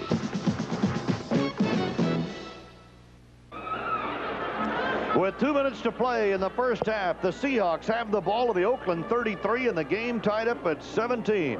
You know, you think now, with this game being as close as it is, about the second half, and who's the good, strong second half team? Well, Jim Zorn and the Seahawks have scored 175 points in their first half of their games this season, and 174 in the second half of their games this season. So they're strong in both areas, both times. You know something? No fumbles in this game, George. No sacks by Oakland either, and in the first half of last week's game, they had 5. Second down, 8 on the 33. 84, McCullum in motion to the right. Zorn, and he is pulled down on the 31 by Monty Johnson. I believe that was a quarterback draw, and it didn't fool Monty Johnson, 58, who stayed home. The quarterback draw is a weapon in the arsenal, again, of the Seattle offense. And this time, Monty Johnson will have nothing to do with it. They've got to stop that Zorn running, which they did effectively on that play. And with 1:38 to go in the half, it's a good thing they did, because Zorn could have motivated that ball, as Hank Stram, I think, would say, down the field. Third down and 6 to go. 1:28 seconds left. And Oakland brings on 6 defensive backs. Jeff Moore is now in the backfield for Seattle. They show the blitz. Zorn runs out of the trap, goes for the bomb for McCullum, and throws it clear out of the end zone. McCullum was well covered by Henry Williams, number 45, the rookie from San Diego State, and Zorn cut it loose and threw it where nobody could get to it. So it's a 4th down coming up, and Efren Herrera will come on the field for the Seahawks. 1:10 to go in the first half. From this range, which will be from the 40-yard plus range, Herrera has kicked 5 out of 6. Let's see where they tee it up. At the 39, it'll be a 49-yard effort. He's 5 out of 6. Apparent effort, you've got to say again. Always apparent effort. Never know about Zorn who's holding. Nope, there you go. You called the shot. Zorn going to put it up, and he hits his man in the 30. Now the race is on for the first down, and it is Sherman Smith out of the backfield, and he may have it. Mike Davis, number 36, made the tackle, but did you see all the sidestepping going on there?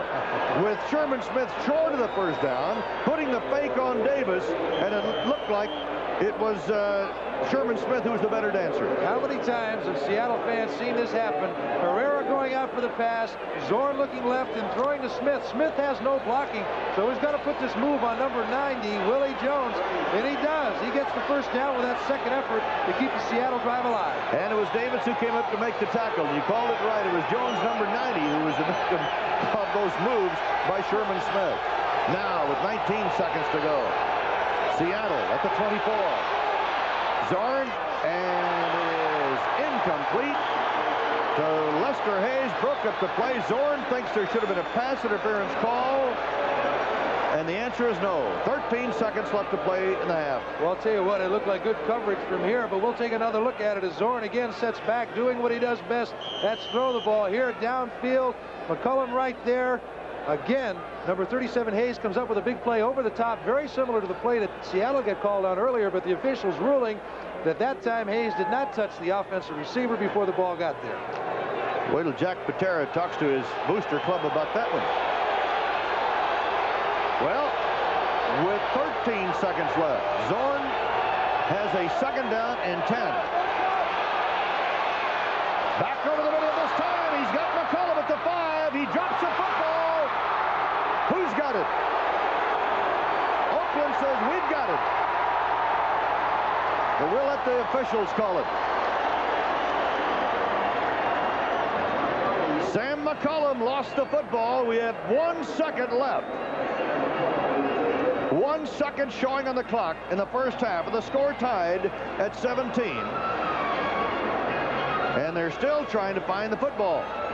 Boy, if Seattle loses it, what a heartbreaker. A super catch and a great move by McCullum to move it downfield, but then fumbling the ball around the 5-yard line. If Oakland has it, it nullifies a super effort. Well, we still don't know. What a way to end the season. The players always try to help us. Our ball, the other team, our ball. It's Oakland. They finally found the football. And Jack Patera and Jim Zorn, you know how they feel.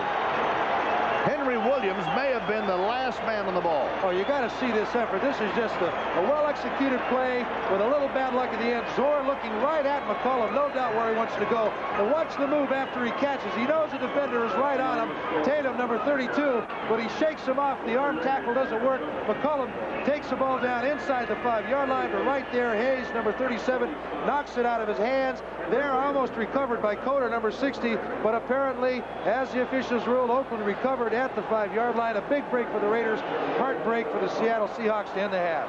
And Oakland is going to kill this ball with 1 second left to play, and they do. They just lined everybody up, took the snap, and then Stabler fell down with the football. So there's the end of the first half, and how about this one for you from Oakland this afternoon? The score tied at 17. Sam Rutigliano, coach of the Cleveland Browns. I started my career as a high school coach. 1 million young people are playing high school football each year. It's a game of speed, contact, and excitement. These athletes receive guidance, conditioning, they learn to think, develop leadership, discipline, and teamwork. High school sports need your attendance. The NFL encourages it to see a high school game this week. Hi, I'm Dick Butkus. Just a few years ago, I was the middle linebacker for the Chicago Bears. I loved playing pro football, but my biggest thrill came with my election into the Pro Football Hall of Fame. I'm very proud to be a part of this up-to-the-minute sports showplace, where the total pro football story is told in many exciting ways. The Pro Football Hall of Fame in Canton, Ohio is open every day of the year except Christmas. I hope you'll visit here soon. The preceding announcement was furnished as a public service by the National Football League. Well, a 17-17 tie with Seattle and Oakland. Oakland opened up with a 30-yard pass interception in the first minute and a touchdown run by Lester Hayes. And then the fireworks really started. Seattle coming back to score 10, taking a 10-7 lead at the quarter. Jim Breach tied it with a 20-yard field goal for Oakland. And then Zorn on the first play after the kickoff hit on a 65-yard bomb to Sam McCullum to put Seattle back in front, and then Arthur Whittington capped a 90-yard Oakland drive with a 2-yard touchdown run, tied at 17, and then Oakland lost the football with 1 second left on a fumble before the first half ended, and Oakland killed the clock. And my goodness, George, how much more excitement could we possibly have in this ball game today? Well, we've got more excitement coming up. And Brian Gumbel and Mike Adamley are standing by in New York to bring us an update on scores and highlights of all the other games. NFL Halftime 79 will continue in a moment. We'll be right back after these messages from your local station. Christmas Lilies of the Field, the world premiere. I'm the fellow who done builded you the chapel out there, remember? Maria Schell has the idea to build a school in time for Christmas. And Billy D. Williams is just the man to do it. Oh, no, you don't. Christmas Lilies of the Field, right after Disney, Sunday. This is King 5, Seattle. At halftime of the Seattle-Oakland game, we welcome you back to our NFL 79 studios in New York. Along with Mike Adamley, I'm Brian Gumbel. We are winding down the very, very long NFL regular season, week number 16. Let's give you all the finals today. Time ran out on the Cleveland Browns. You can eliminate them from any playoff hopes. Cincinnati Bengals a winner today, finals 16-12. Sam Rutigliano's club finished up the year 9-7. For my money, the most exciting team in the league. Early on, it was Brian Sipe looking and finding Dave Logan downfield.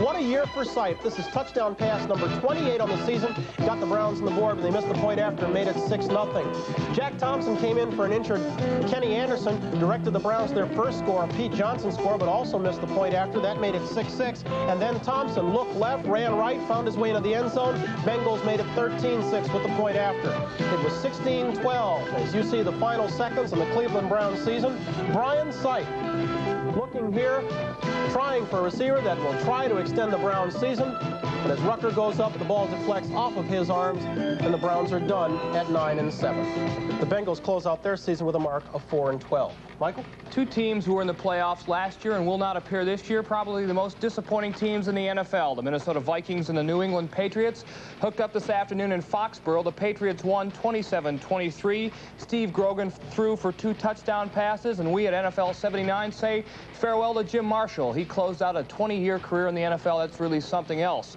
Color the Pittsburgh Steelers, champions once again, the 6th consecutive time. They have won the AFC Championship, Central Division Championship. They did it over the Buffalo Bills in Three Rivers Stadium, 28-0. You can see the nasty gash that Terry Bradshaw sustained, but he did not leave the game. He did throw for 1 touchdown right here to Lynn Swann. Watch Swanee go up in the air to get it. He had 61 yards on the day. Pittsburgh led 7-0. It was 21-0 when big Sidney Thornton, the tank, rammed in from 8 yards to make it 21-zip. And then Franco Harris scored his 11th touchdown of the season. He on the day 100 yards. That's the 35th time in his career that he has done it. Pittsburgh wins big, 28-0. Tampa Bay finally snatched victory from the jaws of defeat. After 3 weeks, they finally won a game and won the NFC Central Division title. They'll be in the playoffs. It was done in a torrential downpour in Tampa Bay Stadium. Look at the cascading waterfall. 7 turnovers here. Here, Neil O'Donoghue picks up a fumbled snap, tries to pick up the first down himself, but can't do it. 1 of 7 turnovers by the Buccaneers. Here was another one. Jerry Eckwood gets the pitch out from Doug Williams. He looks like he's off to the races, but he drops the ball, and Kansas City stuffs out of another rally. Finally, Neil O'Donoghue from 19 yards away. First time ever the Buccaneers are in the playoffs, and most certainly O'Donoghue will go into Buccaneer history. And Brian, I know you might be a little bit happy because you're fairly good friends with Tampa Bay coach John McKay. As much as anybody can be friends with John McKay, I think. Certainly I do congratulate him. I think he's a fantastic coach. I hope they're not in over their heads in the playoffs either. The way they've played the last month, you got to wonder about it. Baltimore against the Giants. The final here in the Meadowlands. Colts a winner, 31-7 in this ball game. Strange things going on early in this game. Bit of a mist falling out at the Meadowlands, and we saw some strange things happening. What kind of things? We'll try this one on for size. Sims throws one out in the flat. Bruce Laird picks it up, but on his way to glory, a spike and 6 points, he lost the football. The Colts lost a chance to score. If you thought that had Ted Marchibroda scratching his head, try this one on for size. Joe Washington, perhaps the most used man in the NFL this year. He's by the 20, by the 15, but the 10 makes a solo tackle.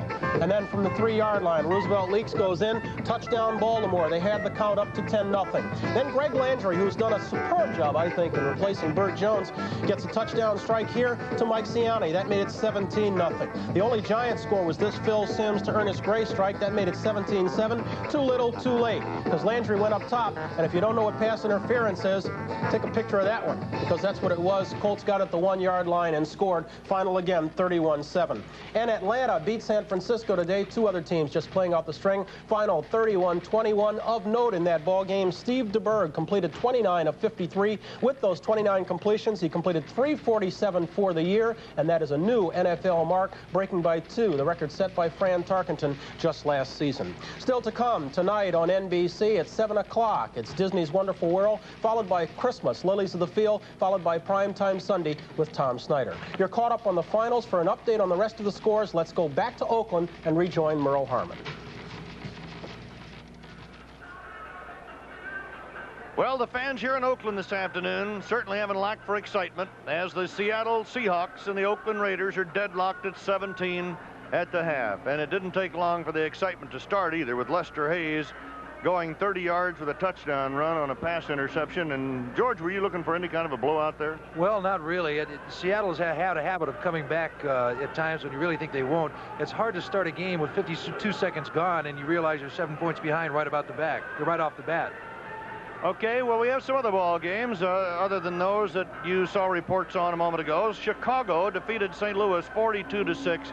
It did not help the Bear cause because Tampa Bay won and, of course, took the NFC Central. So it'll be Tampa Bay in the playoffs.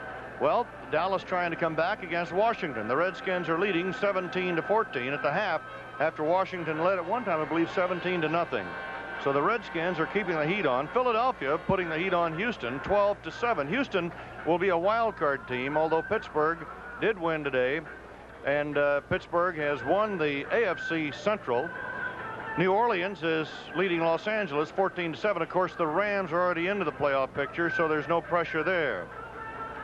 These are later games that we have checked out, and we'll keep you posted on those during the second half of our game here. Now, George, back to this one this afternoon. Oakland, with tremendous pressure, has to win and then hope that San Diego can beat Denver tomorrow evening. Do you look for anything different here in the second half? I mean, what can you do in a game like this? Well, you can perform. Probably the pressure right now, as far as Oakland is concerned, the offense is moving. The pressure's got to come from the defensive front line, or to the defensive front line of the Oakland Raiders. 5 sacks in the first half of last week's game versus Sipe. Second half, the Sipe and the Cleveland Browns came back. Oakland got no sacks in the second half of that game. I think it's indicative of the fact that Oakland is going to have to put a little more pressure on Zorn defensively with that front line in order to keep the pressure up, because if he starts scrambling again. As we saw with a pass to Peace, he can hurt you. And, of course, Seattle always comes up with the surprises, the fake field goals, which they came up with again just as we were nearing the end of the first half. And then the Seattle drive was stopped with 1 second left when McCullum coughed up the football. So I'll tell you, Seattle is really such an entertaining team. Oh, they really are. And Patera really opened up the offense after the first few weeks of the season, decided he was going to display the same kind of verve he did last year, and it's really paid off. They play better ball, more consistent. It's their style of play. Well, it's tied up at 17 here in Oakland, and we're looking forward to a great second half with plenty of excitement. So stay with us. We'll be back from Oakland with the Raiders 17, Seattle 17.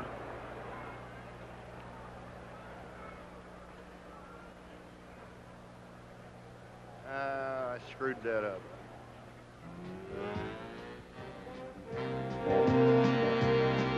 This 1979 National Football League game is brought to you by Schlitz. Make the most of now. From the life you live to the beer you drink. Go for it. By Dodge. Test drive the new 1980 Dodge cars, engineered with room, styling, ride, and handling. By Allstate Insurance Companies. You're in good hands with Allstate. And by Pioneer High Fidelity Components. Pioneer, we bring it back alive. Hello, I'm Jim Turner of the Denver Broncos. We read and hear almost every day about the problem of energy conservation. It's a real problem. It's one that needs your help and mine. Energy. We can't afford to waste it. The preceding announcement was brought to you as a public service by the National Football League and NBC. Merle Herman and George Coons with you in Oakland. Efren Herrera will be kicking off for the Seahawks. Ira Matthews is back deep along with Arthur Whittington, number 43 and 42, for the return. And Matthews can be very, very dangerous. Herrera kicks it away to Matthews. And we talk about dangerous. Look at him go. Ira Matthews brings the ball out to the 43-yard line. He almost broke it. Cornell Webster had to pull him down after a 21-yard return. Again, Herrera kicking off. Matthews will be on his right, your left of the screen here, number 43. As he picks the ball up, the number 2 man in the AFC in kickoff returns. He heads upfield behind some good blocking. As he heads up there, he waits for the break, almost gets it, but a tackle from behind brings him down.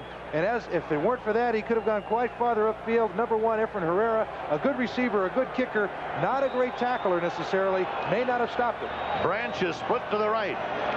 Stabler swings it out of the left flat to Whittington. And Whittington is wrestled out of bounds by number 22, Dave Brown, the right cornerback, after Whittington crosses the 45 and gets out to the 47. Here's what happened in the first half statistically. Any surprises? Boy, I'll tell you, 205 yards passing offense for the Seattle Seahawks, 124 for the Raiders. Not as much as obviously for the Raiders as the Seahawks, but a great air game going on. Total yards at the edge of the Seahawks, but the Raiders with the ball in this half could even that up in a hurry. Second down, 6. Van Egan bolts to midfield and into Seattle territory near the 48. Robert Hardy, number 75, brings Van Egan down. I believe he's short of a first down, however. Robert Hardy, a rookie from Jackson State, number 75. Michael Jackson has just come out of the runway. He is the rookie linebacker out of the University of Washington for the Seattle Seahawks and is now making his way from the north end zone around to the bench. Van Egan, Russell, and Derek Jensen are now the running backs on third down and less than a yard. There's Michael Jackson. That's Jensen in motion. Van Egan has the first down to the 45 of Seattle. Mark Van Egan, a power runner indeed. Crucial yardage. You got to give the edge to Oakland. They're getting the ball down there in third down situations. Again, Van Egan, a workhorse behind good blocking. Great surge by the offensive line. You see Hardy 5 yards deep, standing there, number 75, pushed back by that Oakland surge. Van Egan running in right behind it, getting the first down they need. First and 10 on the 45 as Branch goes wide to the left, and Stabler is up under the center, Dave Dalby. Back over the middle of Van Egan at the 40, 35, 30, at the 25, at the Terry Beeson, the middle linebacker, number 58, had to pull Van Eegen down from behind after a run of 21 yards on a pass run, and Kerry Justin, number 26, had to help out. Well, big play again. Everything Stabler's done beforehand, setting up what he's doing now. The Seattle defensive secondary dropping off to take the pressure away from those passes to the wide receivers again, and then Stabler goes back underneath to his backs, letting him juke people as he did, as number 30 Van Eegen did to Autry Beeman, number 27, getting good yardage in that play inside the 30 of the Seahawks. And Philadelphia still leads Houston at the half, 12-10. Stabler, look at Stabler, finally goes down, almost lost the football. He might have, as Bill Gregory, 77, tried to take that football away from Stabler.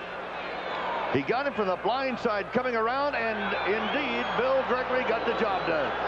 That's the first sack of the ball game, and Bill Gregory stripped the ball from Stabler.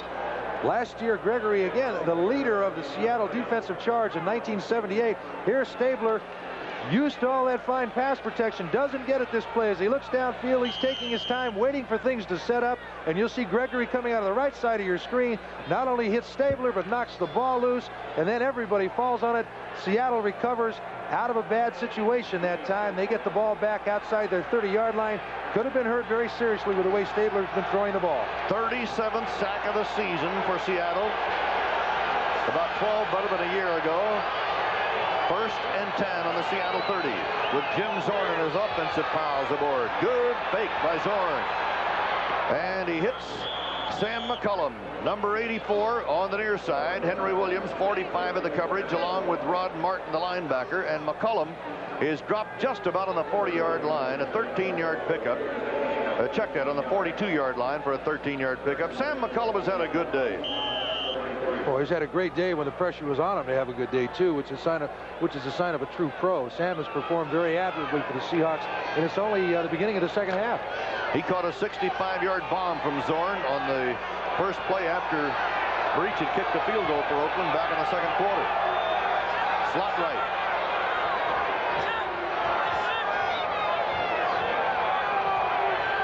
Zorn a long count, really long. Dan Dornick belts across the 45 to the 46. Pat Toomey 67, Dave Pear 74 are in on the tackle. Zorn with an end zone shot we'll see here. Villapiano will be at the top part of your screen, number 41, looking to try to get a hold of somebody. Number 74, David Pear, spinning off. Finally, Pat Toomey making the tackle. What could have been a bigger play. The hole was there. Dornick just hit it a little bit late. It closed very soon. Good play by the Oakland defense. Let's see what Seattle does now. 2nd down, 6 after a gain of 4.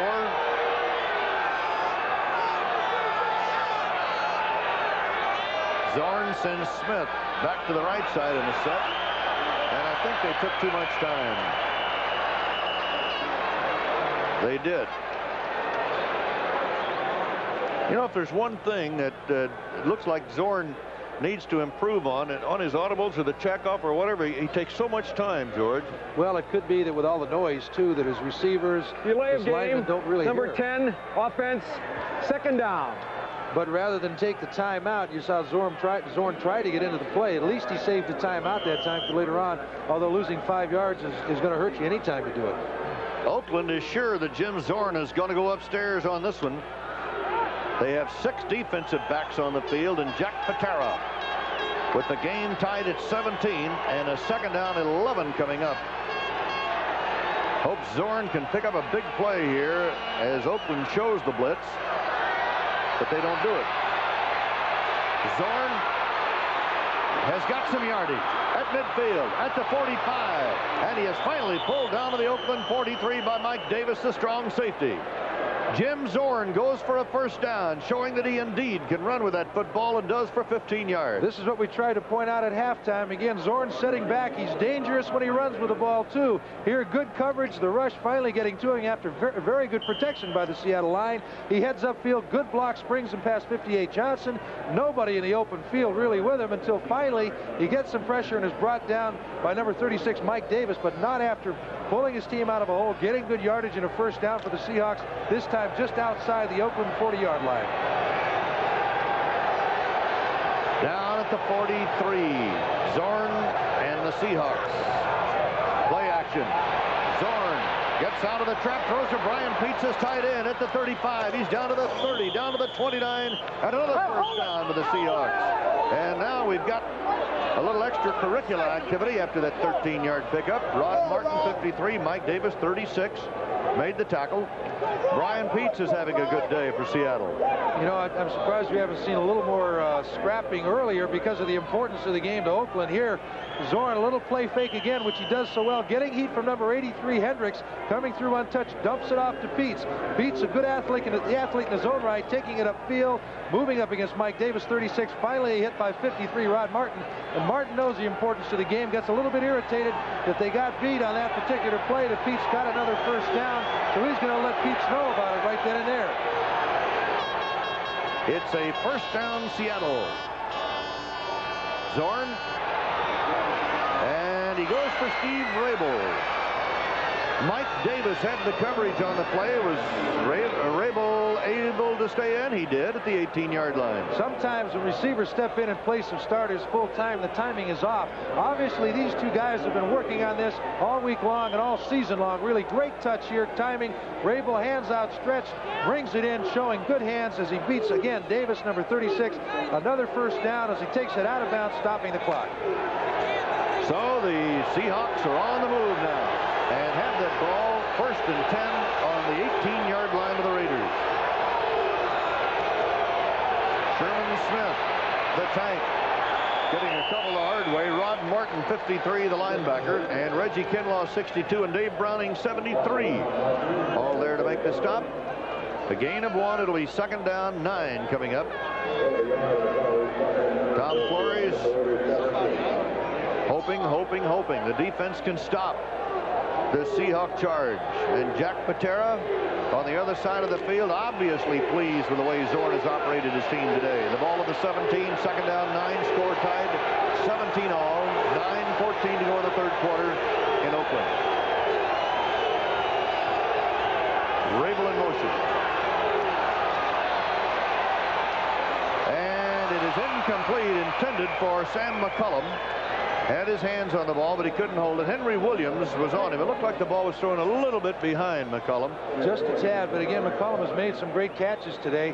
That could have really helped the Seahawks with a better catch on that ball. Again, Williams following the receiver downfield. Not good coverage on that by that time by Williams, but that man right there, Sam McCullum, having a heck of a day.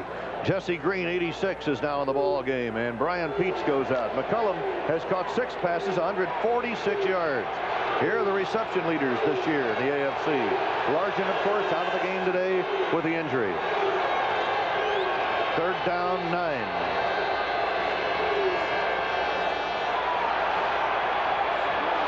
Zorn tries it again. This time he's got Dornick coming out of the backfield. And Dornick takes it all the way. Rod Martin was the man who had the coverage, and Dornick goes 19 yards rather, for the touchdown. And Dornick scores his 9th touchdown of the year and his first on a pass reception. How many times have you seen it with a linebacker isolated on an offensive back? A natural mismatch when you consider the speed that the backs have. Here, Dornick, who once caught 10 passes in a game this year, flares out. Martin, number 53, can't stay with him as Dornick turns it up. He shows a display of his emotions as he gets it into the end zone. Great play by Seattle, pulling him out of a hole. And Herrera adds the extra point. 8 minutes and 55 seconds remain to be played in the third quarter, as Herrera makes the score. Seattle 24 and the Oakland Raiders 17. We got a Dodge van. And $300. Only Chrysler gives you a $300 check. Not GM, not Ford. Yeah. Country saying yes to Dodge. I got a Dodge Mirada and $300. Get a car or truck, get a check direct from Chrysler. But hurry, this offer ends December 31st at participating Dodge dealers. Country saying yes, yes, yes, yes. Yeah. Yeah. At participating dealers. Some guys never learn. They're still taking it on the chin. Gotcha. Norelco offers the Norelco rotary razor. Not 1 or 2 blades, but 36 blades inside 3 adjustable floating heads and a unique shaving angle for a very close shave without a nick or cut. So say hello to the Norelco rotary razor and say goodbye to Gotcha. He's a 20th century man who awakens to a world beyond his wildest dreams. The greatest movies in Star Wars, Buck Rogers in the 25th Century. The 2-hour box office hit Thursday. George Blanda. What a story. What a guy. He was ready to come back and kick some more this year when some teams were having problems with field goal kickers. He said, I can still do the job. You know what? I think he could. I'll tell you what, though, Merle, his hair is still not as gray as yours. Well, yeah, but I get mine out of, you know, from the drugstore. Herrera's kickoff goes to Ira Matthews inside the 5. Make that Whittington. And look at this coverage for the Seahawks special teams. Number 55, Michael Jackson, and you saw him come back on the field a moment ago after being injured in the first half. Roars down to make the tackle, and the ball is spotted on the 12-yard line of the Oakland Raiders.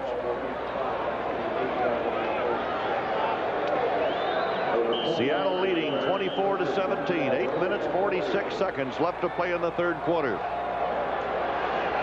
The Seahawks have beaten the Raiders 3 in a row. They swept them last year. They beat them in the opener in the Kingdome earlier this year.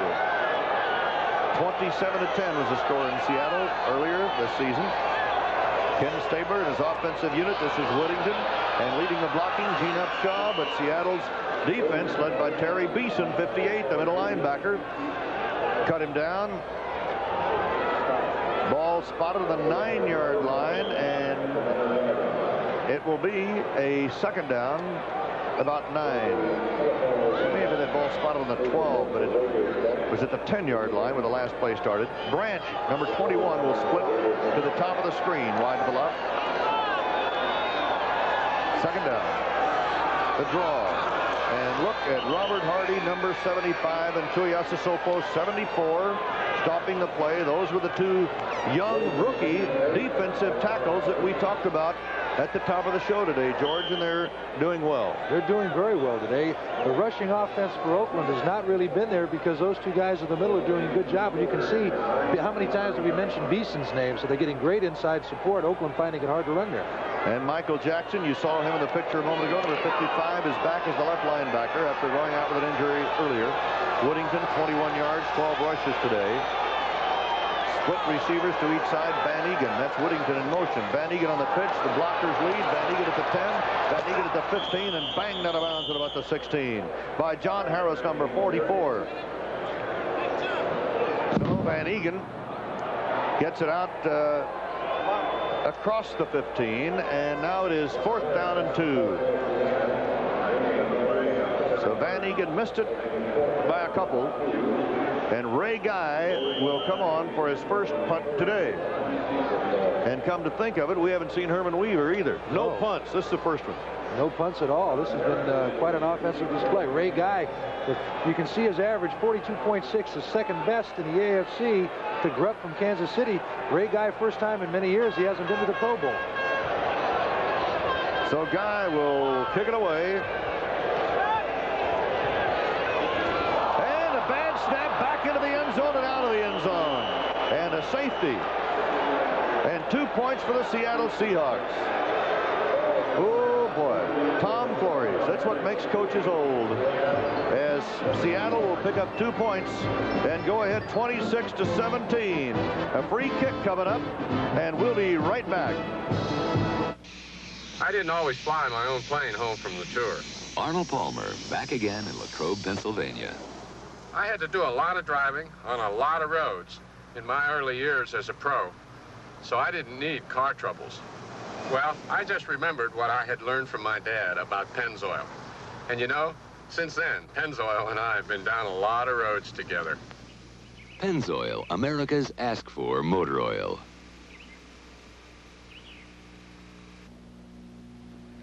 Monday night was Nancy and lobster. Tuesday night, Marie and veal parmesan. Wednesday night, Monique and beef bourguignon. For those occasions when you're not sure what you're having for dinner, bring along the wine that's correct with any dish. Blue Nun, the delicious imported white wine that goes as well with meat as it does with fish. Friday night? Oh yeah, Friday night. NBC's gonna bowl you over starting Christmas Day as Pitt takes on Arizona in the Fiesta Bowl. And New Year's Day, the #1 Buckeyes battle Charles White and the Trojans in the granddaddy of them all, the Rose Bowl. Then the Seminoles face the Sooners in the Orange Bowl.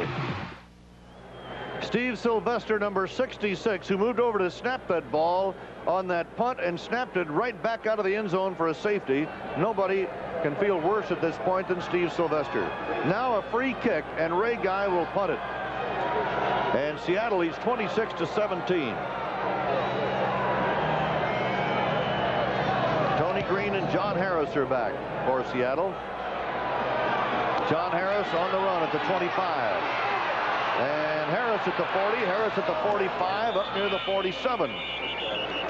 And he is dropped by Derek Ramsey, number 84, a wide receiver tight end.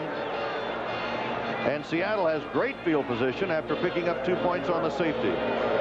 We were all very saddened to learn of the untimely death of George Halas Jr. last night, known as Muggs.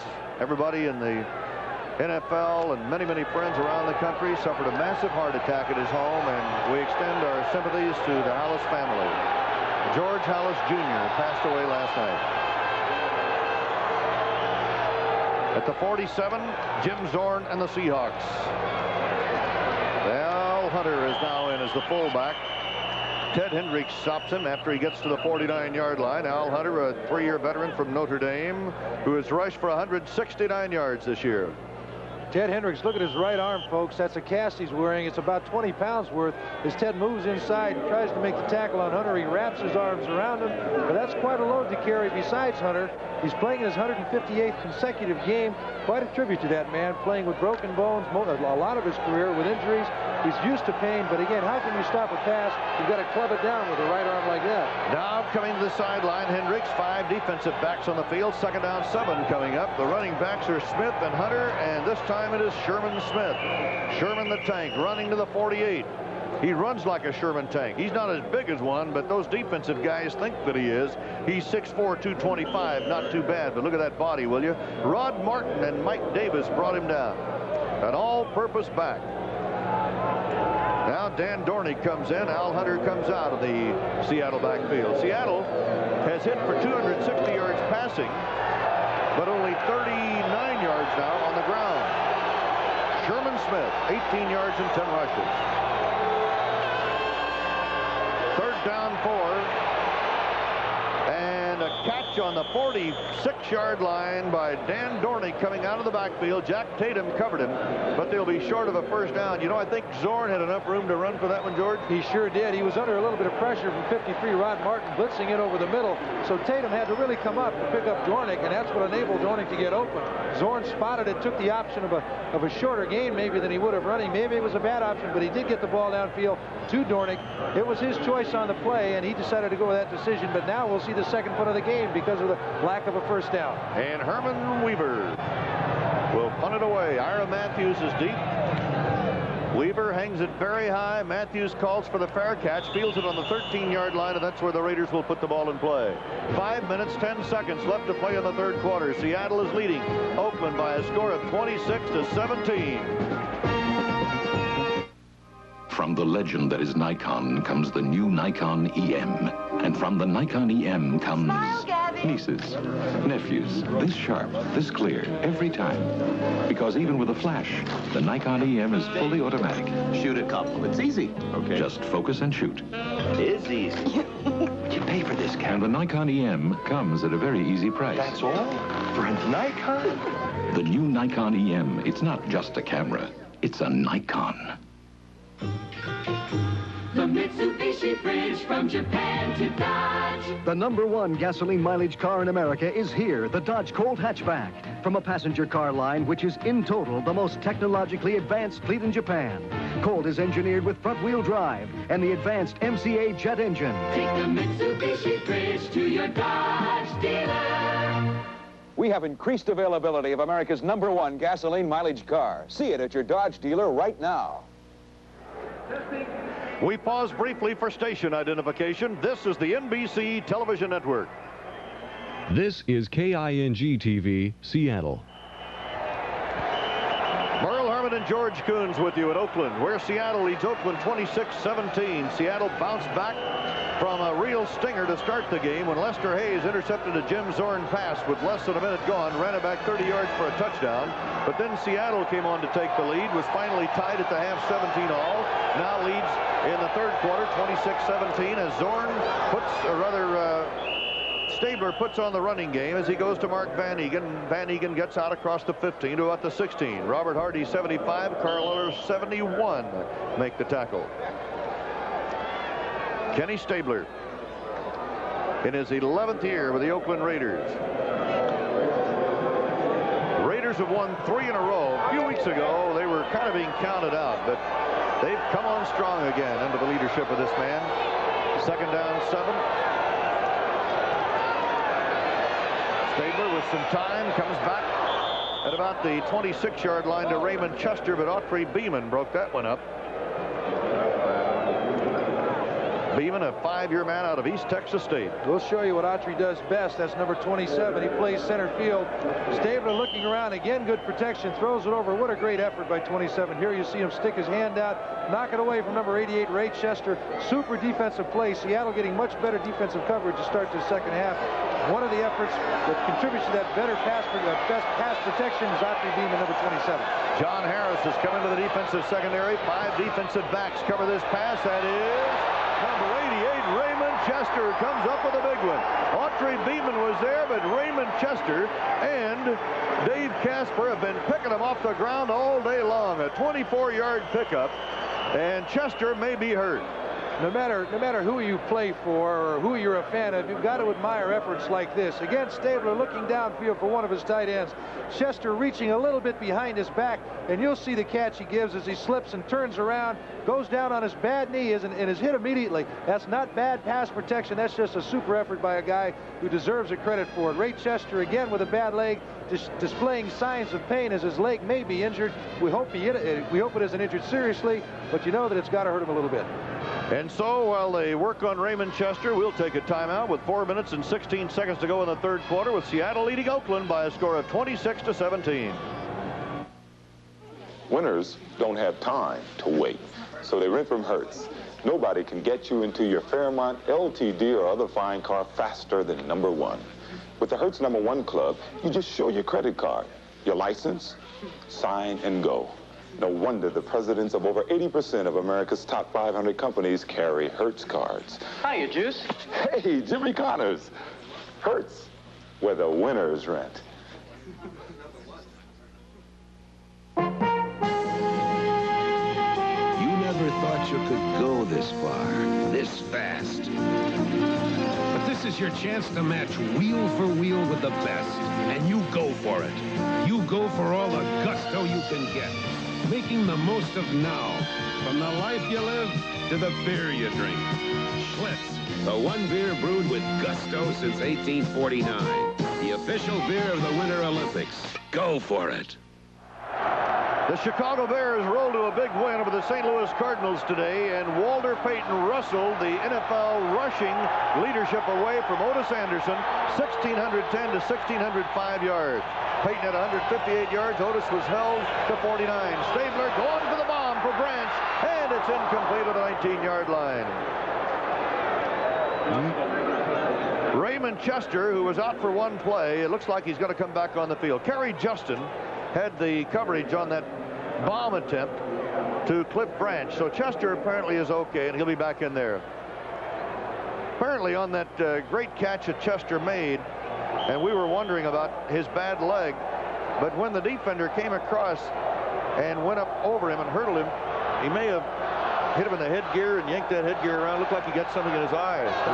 Stymied him for just a second, but again, Raymond coming back in, wanting to get back in and catch those passes for Kenny Stabler in crucial situations, playing with a little bit of a hurt. On 2nd and 10, Stabler, Branch breaks the tackle, midfield, trying to get the first down. He'll be close. Autry Beeman, 27, the free safety, in there on the coverage. They're going to be short of a first down, however. just across the midfield stripe in Seattle territory. And it will be third down, about 1. Well, you can see what Stabler's doing when he's going to Branch. He'll send him deep, and then he'll try to fake sending him deep, bring him back for the curl hook or the out, putting a lot of pressure, one-on-one coverage on those corners. And again, Terry Justin is having a hard time keeping up with him along with the other defensive backs, but they're having a great effort collectively. As a group, they're holding Stabler down along with his wide receiver Branch. Now Russell is in there. 34, Jensen, a back, is in there. They'll go to Van Egan. Van Egan, the first down. Van Egan bucks his way to the 46, where he is brought down by Keith Butler, number 43, the linebacker, and Terry Beeson, the middle linebacker, number 58. So Oakland keeps the drive going before a full house here at the Oakland Coliseum.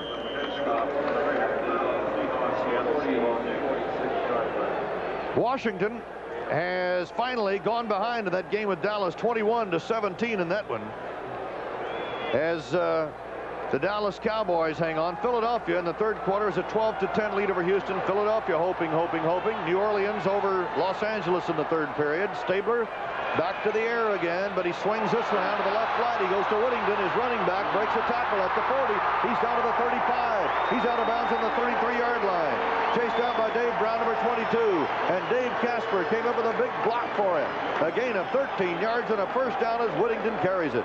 Seattle defenders dropping back. Good pass protection. You see Whittington, 22, at the top of your screen. Stabler looking downfield. Nobody open, dropping it off to Whittington. The linebackers are deep as a result. Puts a good move on Butler, number 53. Takes it upfield after a block by Casper, number 87, on Beeson there, and run out of bounds. Good play by Stabler. Good call. Good pass on the flat. And now the momentum has started to swing to the Oakland side as the Raiders have a first down on the Seattle 33. Stabler lofts one. No, he doesn't loft one. He looked like he was going to. He's throwing for Casper. Little fake, a pump, and a throw, and an incomplete. Not a good pass. Casper was wide open right there, too. And Stabler had all the time in the world to put it in there. No, it looked like he's going to just float that ball up there for him. Tried, as the coaches say, tried to guide it rather than throw it. Good description. That was about it. Tom Flores, knowing that his team has to win this ball game to have any hope at all getting into a playoff. Now it's second down 10 as Stabler calls the play. Derek Ramsey, 84. Dave Casper, 87. Branch, 21. Martini, 89 are in. Philadelphia leading Houston by 9 now in the third quarter. Leroy Harris scoring on a 1-yard run. Good protection. And Van Egan blasting his way down near the 22. Keith Butler and John Harris, number 44, converged to make the tackle. A gain of about 11 yards and another first down, and Stabler is getting great protection. I don't know if you'll see it. Stabler again on the screen. You see the offensive line pulling except for the tackles. A blur in the screen was number 70, Henry Lawrence, cutting down Carl Eller, taking away that instant pursuit, letting Van Egan get up behind his blockers, moving downfield for another first down, this time at the 22-yard line of Seattle, and we got a gain. It is 26-17 Seattle. Merle Herman and George Coons with you. Booker, Russell, Arthur Whittington are now the running back. Stabler throws, completes. That's Branch. Look at the moves by Branch. Shifting, turning, twisting down to the 15-yard line. Autry Beeman, 27, is there to cover him with Michael Jackson, number 55, the linebacker. A 7-yard pickup for the former Colorado class sprinter. All that running for a 7-yard gain, but it's down in crucial territory, and Branch knows it. Second down 3. A sellout crowd in Oakland, which is always a possibility and always a probability. And not only that, they're just flat sold out for all the ball game. Branch, 46 yards, 5 receptions. Stabler, and this time he's got Raymond Chester right up the middle, but a flag was dropped on the play, so hold it up. A 15-yard touchdown pass to Raymond Chester, but Oakland was holding, and they lose the touchdown. Tom Flores. Ooh. You know, we're visiting with John Madden up here today, and you think about these coaches and what they go through, and John is all relaxed. Let's get the call. Holding, number 78, offense, second down. Art Shell, number 78, the 12-year veteran from Maryland Eastern Shore, was guilty of holding And that'll make it a 2nd down and 13 after the penalty moves the ball back to the 25-yard line. But anyway, John Madden really looked great, George. He sure did, and he made a comment about the coaching. He says, you know, guys feel like you have to do this forever, and you really don't. 12 years, I think, as a head coach of Oakland. 20 years in coaching altogether. Just a super guy. What a great attitude to have, too, realizing that he wanted to spend a little more time with his family for a change. Harris comes in, Beeson out. 5 defensive backs in now for Seattle. And again, Stabler with all kinds of time to pick a receiver, but this one is incomplete, intended for Derek Ramsey, 84. The coverage by Kerry Justin, number 26. Good coverage, good hit, good timing that time by Justin. The crowd, of course, is naturally going to favor Oakland in this situation. But once again, Stabler goes back. This time a little more pressure, not all the time he's used to. As you see the Seattle line stunning around in front, finally stepping up in the pocket, throwing the ball. Good play by number 26 here, Justin. You'll see him time his hit perfectly, jarring the ball loose. The ball loose, there it is, dribbling on the ground right there. Big play for Seattle, but now they'll have to come up with another one. 3rd down, 13 on the 25. Stabler fires away, and the near sideline, it is incomplete. This one intended for number 89, Rich Martini, and Keith Simpson had the coverage. Had Martini caught the ball, he would have been out of bounds. Martini, they say, has a great future, reminding people in the Oakland area of Biletnikoff. Some people question that if he has the toughness that Biletnikoff has, but certainly has the moves and the ability that he has, and they hope for a great future for that young man right there. Now with a 4th, the field goal unit is on. Jim Breach with Dave Hum holding will go from the 42-yard line, making it, or 32-yard line, making it a 42-yard effort.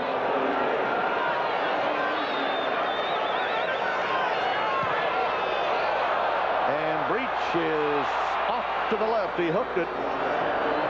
So the Raiders get nothing, and Jim Breach feels terrible about the whole thing. With 40 seconds to go in the 3rd quarter, Seattle is leading Oakland by a score of 26-17. Had Breach been able to pop that one through, it would have put the Raiders in a pretty good position. Breach 4 for 4 last week versus Cleveland in a big win. You see the ball sail off left, and Breach again a little disappointed. We saw much more disappointment from him at the end of the Kansas City game, but you know that Breach is going to come back and try all the harder to get those added points for the Raiders, especially in this game. Now the Seattle Seahawks take over on their own 25. Jim Zorn has his offensive unit on. Fakes to Sherman Smith. Now he throws back to Sherman Smith. And Smith goes out across the 35 to the 37 for a 12-yard pickup and a 1st down. Phil Villapiano, 41. Mike Davis, 36. Make the stop on Sherman Smith. This guy can do everything. He was a quarterback in college, and a very good one. An excellent quarterback, as a matter of fact, at Miami of Ohio. A rather large quarterback, too, at 6'4", 225 in Miami of Ohio. He was really shocked when they decided to make a running back out of him. He thought maybe they'd make a wide receiver or a tight end out of it. Yeah, I think he lasted one day at either quarterback or wide receiver, and they put him at a running back immediately. We've reached the end of the 3rd period. The clock runs out, and the score at the end of 3, Seattle 26, Oakland 17. Boy, skydiver! Pull the chute! Oh, I went too much to the right. Maybe one of these days they'll let me play. They never seem to get tired of playing Atari. Probably because Atari has so many different games to play. Games like basketball, football, chess, bowling, outlaw. More than 30 games that I never get to play. I'll play with you, Daddy. Thanks. No other company offers you as many different video game cartridges as Atari. This is a first-class, honest-to-goodness, exciting car. Lee Iacocca, chairman of Chrysler, invites owners of T-Bird in Monte Carlo to test drive the new Dodge Murata. I like the Dodge Murata a lot better than the Ford Thunderbird. The Murata's got my Monte Carlo beat. Murata is engineered for fuel efficiency, but not at the expense of styling or luxury. I like the comfort and the feel of the Murata better than my Thunderbird. Get a 1980 Murata now at a participating dealer and get a $300 check direct from Chrysler. Alcoa can't wait. Since time began, nature has demonstrated the wisdom of recycling. In rain that falls to the earth, travels to the sea, and rises to the clouds again. Now, man must learn to recycle too. At Alcoa, we've already started by initiating programs that are saving billions of aluminum cans every year. Raw materials and energy too. Recycling, we're simply doing what nature has always done. We can't wait for tomorrow. Alcoa can't wait. To be an Olympic champion, it takes natural talent, hours and hours of practice, and a burning desire to be the best. But there's one other element that can't be overlooked: money. The cost of preparing a team for the Olympics is staggering, and we need your help, because America doesn't send athletes to the Olympics, Americans do. Send your contribution to U.S. Olympic Committee, Box 1980C, Cathedral Station, Boston. For $25 or more, you'll receive this Olympic medallion. This message sponsored by the U.S. Olympic Committee and NBC.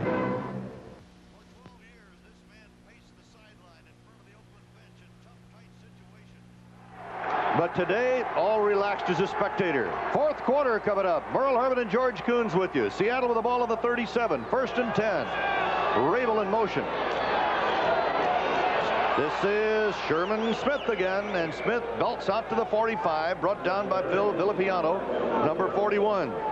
So Sherman Smith rolls on, having an outstanding day, picking up 8 yards on that carry. Getting good running yardage when Seattle needs it, and that's a sign of a great back. He certainly has contributed a lot to the offense this year for the Seahawks. Jim Zorn has hit on 16 of 25 passes today, 274 yards, 2 touchdowns, and 1 interception. Sherman Smith, 11 rushes, 26 yards. 2nd and 3. Dornick doesn't go anyplace. Dave Pear, number 74, the nose tackle. And they're on the stop. Maybe got a yard. 3rd down 2 coming up. Here's the Olympic address once again. And we hope you will respond. U.S. Olympics, Post Office Box 1980N, Cathedral Station, Boston, Mass. 02118.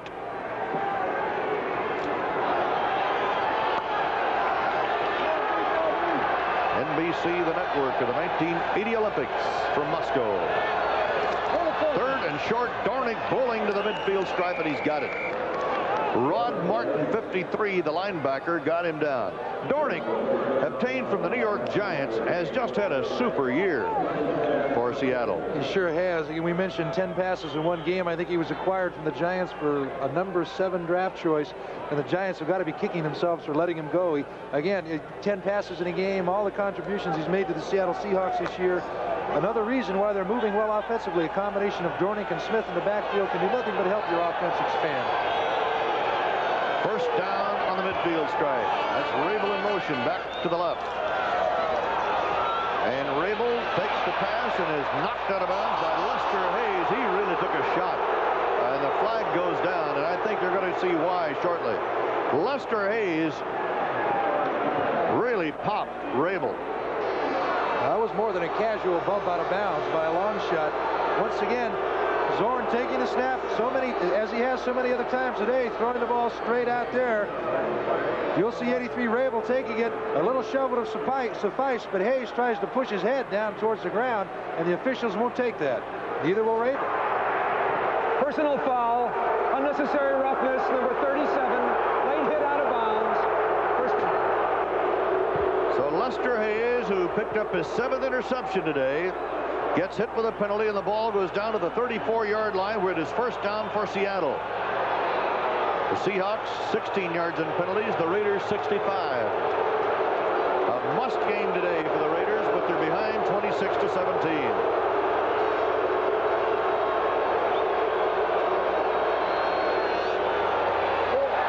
And the ball is batted away. Ted Hendricks, number 83, the Stork, coming from the left side, threw the hands up to bat that Zorn pass down. It'll be 2nd and 10. That's one of the reasons that if they want to blitz a man, they'll try to blitz Hendricks. When you've got a quarterback who's 6'2" going against a man who's 6'7" plus, you know that the guy has a chance, the rusher has a chance to jump up and block that ball, as Ted Hendricks not only did then, but has so many times during his career. Philadelphia leading Houston 19-7. We talked about Walter Payton being the leading rusher in the NFL, hold it all up. Earl Campbell is having a big day, and now has 1,697 yards total as Sherman Smith carries the ball and is jarred out of bounds by Charles Phillips, number 47, the strong safety. So we are having some great running games today. Philadelphia over Houston, but they have almost a quarter to play in that game. Dan Pastorini throwing to Renfro for a 7-yard touchdown pass to start the 4th quarter. So the Oilers, who are playoff bound, still have a chance to pick up a win.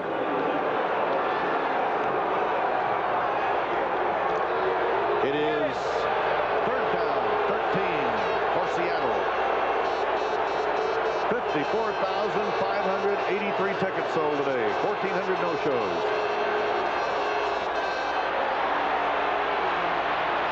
Zorn with all kinds of time, throwing for the end zone, overthrowing McCullum. And Williams is back there, along with Mike Davis. It is now a fourth down coming up for Seattle, 4th and 13, and Efren Herrera will come on for the field goal attempt. Maybe.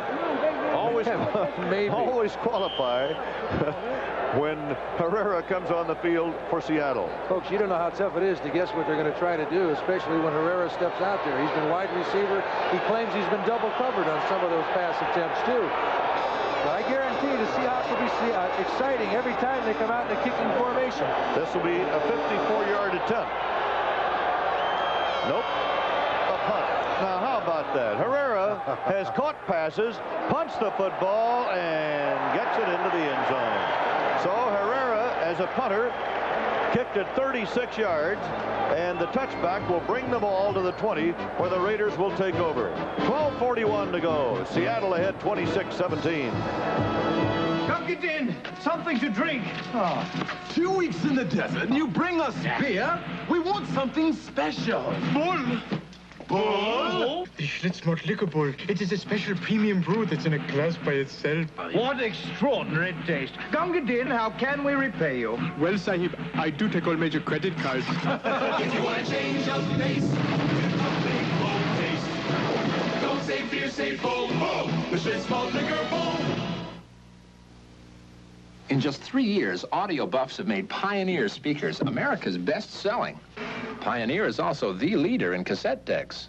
Over the years, our amps and tuners have received critical acclaim, as have our turntables. So, if you want a hi-fi system that's matched as carefully as it's engineered, get a component ensemble from Pioneer, because a component ensemble is only as good as the components ensembled. Pioneer, we bring it back alive. Next Saturday, the defending ACC champion North Carolina Tar Heels, led by All-America forward Michael Corrin and Al Woods, take on Bobby Knight's top-ranked Hoosiers of Indiana, with Frost sensation Isaiah Thomas and Mike Woodson. Next Saturday on the Game of the Week. 12 minutes, 41 seconds left to play. Watch Herrera turn punter, will you? Herman Weaver's got to be working with him right here, but I think Weaver's secure in his job.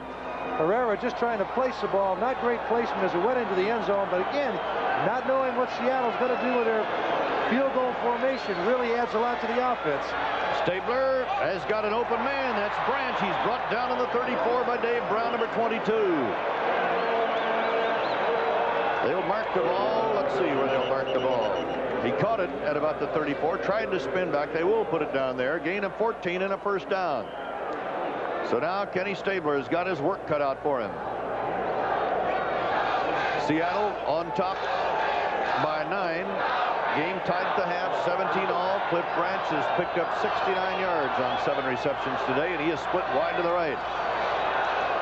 Again, Stabler looks that way and then dumps it off to Whittington on the near side. Whittington has an open field at the 45 and is run out of bounds on the 48-yard line in Seattle territory. It looks like Whittington, who was pushed hard as he went out of bounds, is shaken up a bit. Stabler gave Branch a look to the opposite side. Autry Beeman nails Whittington at the end of the play after Whittington picks up a first down, and right in front of the Oakland bench, we've got some tempers flaring now. It's not often you'll see number 71, Carl Eller, get that upset. Obviously, he's ticked off at somebody. He's afraid that they're going to hurt his man over there trying to push Whittington out of bounds. Oakland saying that it was pushed out of bounds with the same verve that they've displayed when pushing Seattle people out of bounds, and the Seattle folks are upset. Here, let's look at it again. Once again, the receivers for Oakland going down deep. The cushion being there, the pass defenders deep. The little pass out to Whittington. Good move on 53 Butler right there as he takes it upfield. Here we'll see number 27, Autry Beeman, pushing him out of bounds. Getting a little push himself from the Raiders sidelines as Whittington goes down. Looks like he's hurt a little bit in the eye, and this is what upset the Oakland sidelines quite a bit. 18-yard pickup. Stabler going for the bomb for Branch, and it is intercepted. Picked out of the air by Dave Brown, number 22. Brown back to the 15, to the 20, and still on his feet. Brown to the 25, and is finally brought down at about the 27. A 22-yard return, a great interception by Dave Brown, his 5th of the year for the Seahawks. And Jack Patera liked that one. 11:43 to go in the game. We've got a timeout. It's Seattle ahead by 9. We'll be right back. We got a Dodge van. And $300. Only Chrysler gives you a $300 check. Not GM, not Ford. Yeah. Country saying yes to Dodge. I got a Dodge Mirada and $300. Get a car or truck, get a check direct from Chrysler. But hurry, this offer ends December 31st at participating Dodge dealers. Country saying yes, yes, yes, yes. Yeah. Participating dealers. Now kids everywhere can enjoy the thrill of auto racing with these new radio-controlled cars from Radio Shack. On the track, obstacle course, or off the road, you control all the action with a radio transmitter. Detailed replicas of actual vehicles. There's even a tank. 10 different models priced from $11.95 to $49.95. Excitement for kids and grown-ups, too. The gift-priced radio-controlled toys only at Radio Shack, your Christmas electronics store. On Disney's Wonderful World, Joseph Bottoms takes you on a magical journey through the spectacular sights and sounds of special effects. Tonight on NBC. The Seahawks have the football back, and they got it like this. This is one way to answer criticism when you're trying to debate with the team on the other side of the sideline. Here, number 22, Brown makes a great interception, taking the ball away from Branch. Branch didn't get a hand on him, so Brown decides to return the ball for the Seahawks, giving a much better field position as number 26, Kerry Justin, looks around to see where Brown is. From the 27, Seattle with the ball. Dan Dornick wraps his arms around that football and plunges out to the 31. Now will Seattle stay on the ground and work the clock? A gain of 4. It'll be 2nd down 6 as Pat Toomey, 67, and Dave Browning, 73, stop Dan Dornick after a 4-yard pickup. Mark Bell is now in at tight end. Brian Peach, number 88, goes out for Seattle. Bell is number 82, a rookie from Colorado State. McCullum splits wide to the left. Clock running at 11:13 as we get this play underway.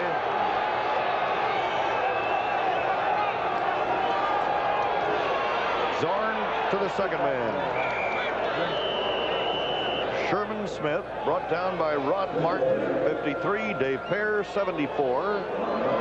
And it's 3rd down and 4 after a gain of 3. And Sherman Smith is stepping a little gingerly there.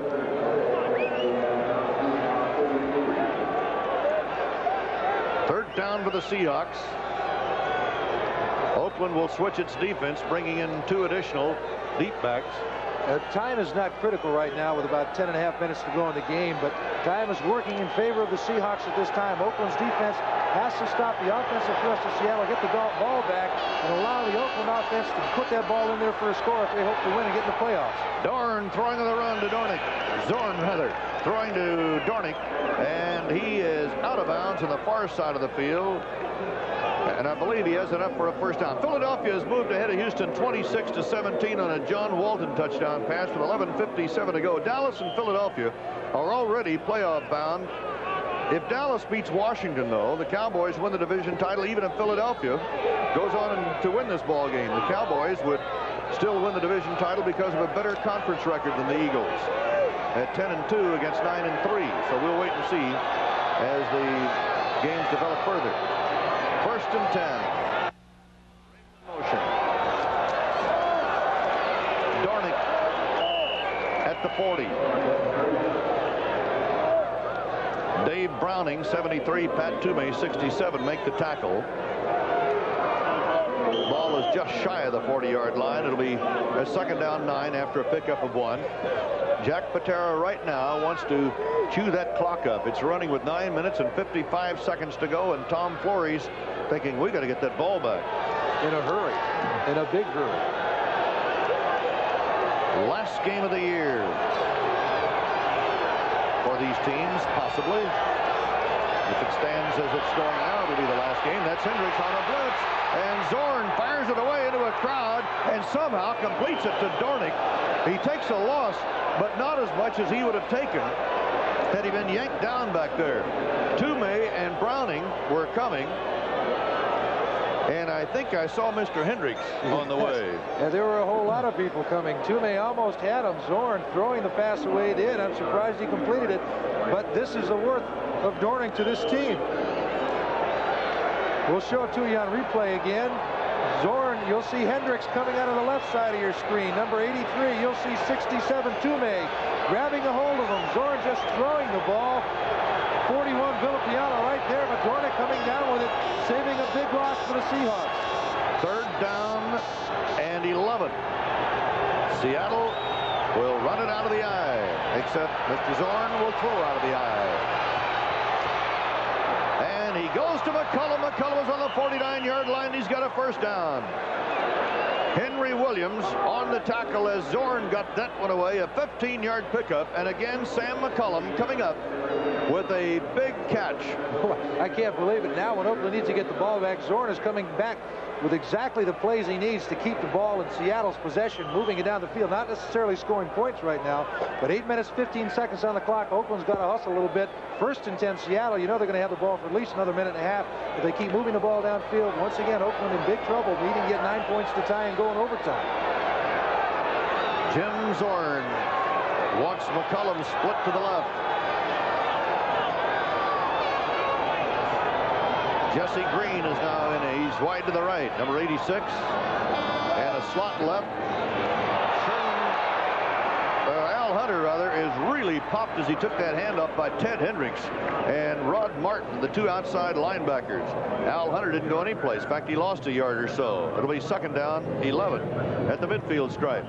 You're going to need more big plays like that with the enthusiasm that Hendricks had in order to stop that offensive attack of Seattle right now. Zorn knows it. Let's see what they sent in from the sidelines with number 32, Jeff Moore. The Seahawks, second down, 11.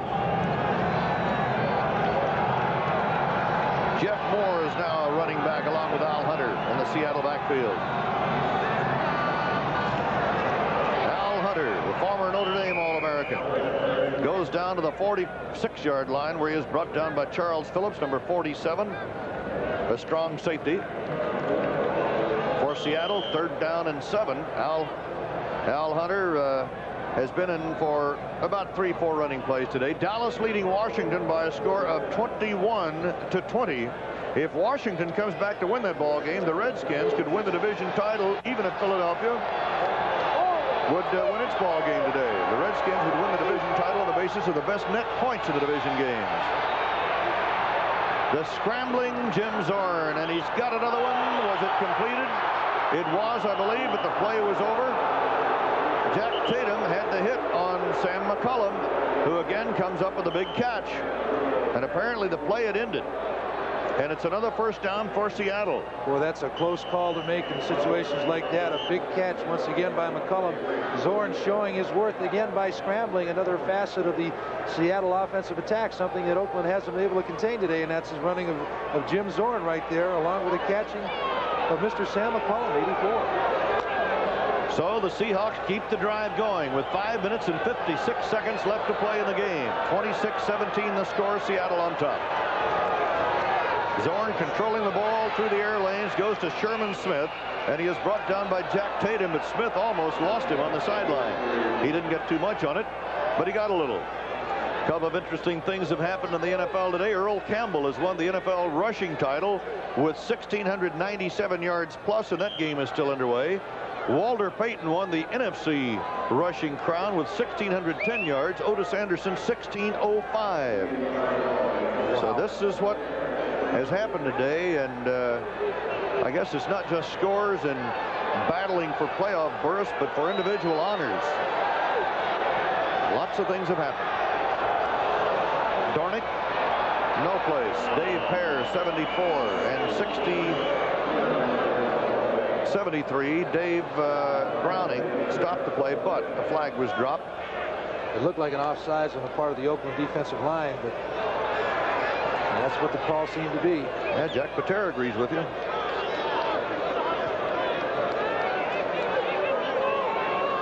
Jack has been the only head coach the Seahawks have had, and if he wins this ball game today, he'll have the identical record that he had last year. Offside, 72, defense, second down.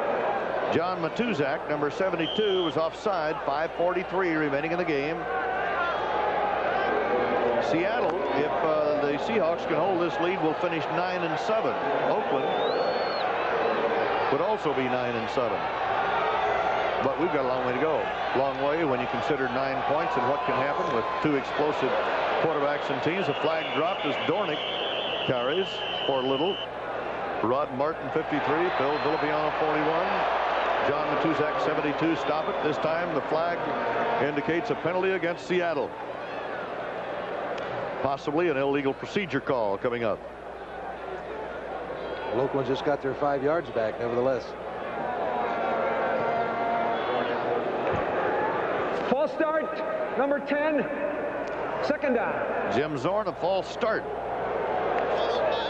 A lot of guys think that Jim Zorn makes a lot of false starts. Yeah, he's been called for the head bob quite a few times this year.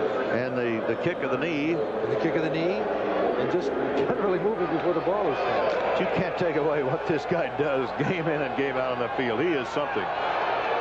He's now 22 out of 33 for 306 yards. Second down, 9. Zorn incomplete to Dornick. Dan Dornick and Martin had the chase on him. Had the chase on Zorn, that is. Monty Johnson was there on the coverage on Dornick. Clock is stopped with 5:37 to play. Zorn with 306 yards today goes back-to-back with a 308-yard game versus Denver last week. His third 300-yard-plus game this year, the 4th of his career. Not a bad day for Jim Zorn. Not a bad year for him either. No. He's going to be over 3,700 yards in passing before the day is over in all probability. Green is splitting wide to the left at the top. Coming to the near side, Steve Rabel. And in the slot, Sam McCullum. 3rd and 9. Good block for Zorn, and this time he completes it to Dornick, who heads for the yard marker, but I don't think he made it. Jack Tatum belted him out of bounds. Dornick knew where that yard marker was as he went for the first down, and so did Jack Tatum. And then came the collision. And it looks like he is short by less than a yard. Dornick showing his worth again. Zorn, as he does so well, rolls out, getting away from most of the rush. As you see Browning, number 73, cut down. A little pass to Dornick right there as Tatum tries to take him out and does so successfully. Out of bounds, short of the first down. Now 4th and 1. Steve August came up with that big block there for Zorn. Efren Herrera is 5 out of 6 from this range. This will be from the 32, making it a 42-yard effort. Apparently. Yes, apparently. Always apparently with Seattle. Kicks her right through the middle. So Herrera edged the field goal, and Seattle adds 3 points with 5:27 to go in the game. Seattle now leads Oakland 29-17. You can feel us coming now, a fresh look on the scene, with a whole new style of living, light and crisp and clean. That's why now we say the age of 7-Up is here, because we love that crisp, refreshing taste, so light and crystal clear. Move it up, look it up, look it up. America is turning 7-Up, reach it up, feel it up. America is turning 7-Up. Trying. By trying harder to save you money, Avis introduced low See America rates. Keep on trying, America. The effort is really everything. We keep on trying, America. Because we keep trying, more Americans can afford to see more of America. At Avis, we don't give up. Trying. NBC Sports World salutes the champions of '79. It's been a memorable year, and we'll review the many magic moments with an exciting look at the year's major events on Sports Year '79. A salute to the champions, next Saturday on Sports World. 5:27 to go in the game here in Oakland, and once again the Seahawks will kick off. They now lead by 12 at 29-17. The total yardage, the Seahawks 392 to 326. 700 yards in offense in one ball game. Not bad for the 16th game of the year. Herrera, who has kicked 12 consecutive field goals, 2 in this game, pops it away. It'll be Arthur Whittington. Whittington nailed at about the 13 by number 55, Michael Jackson. A 9-yard return for Whittington, but we have a flag drop. As Ken Stabler brings the offense on.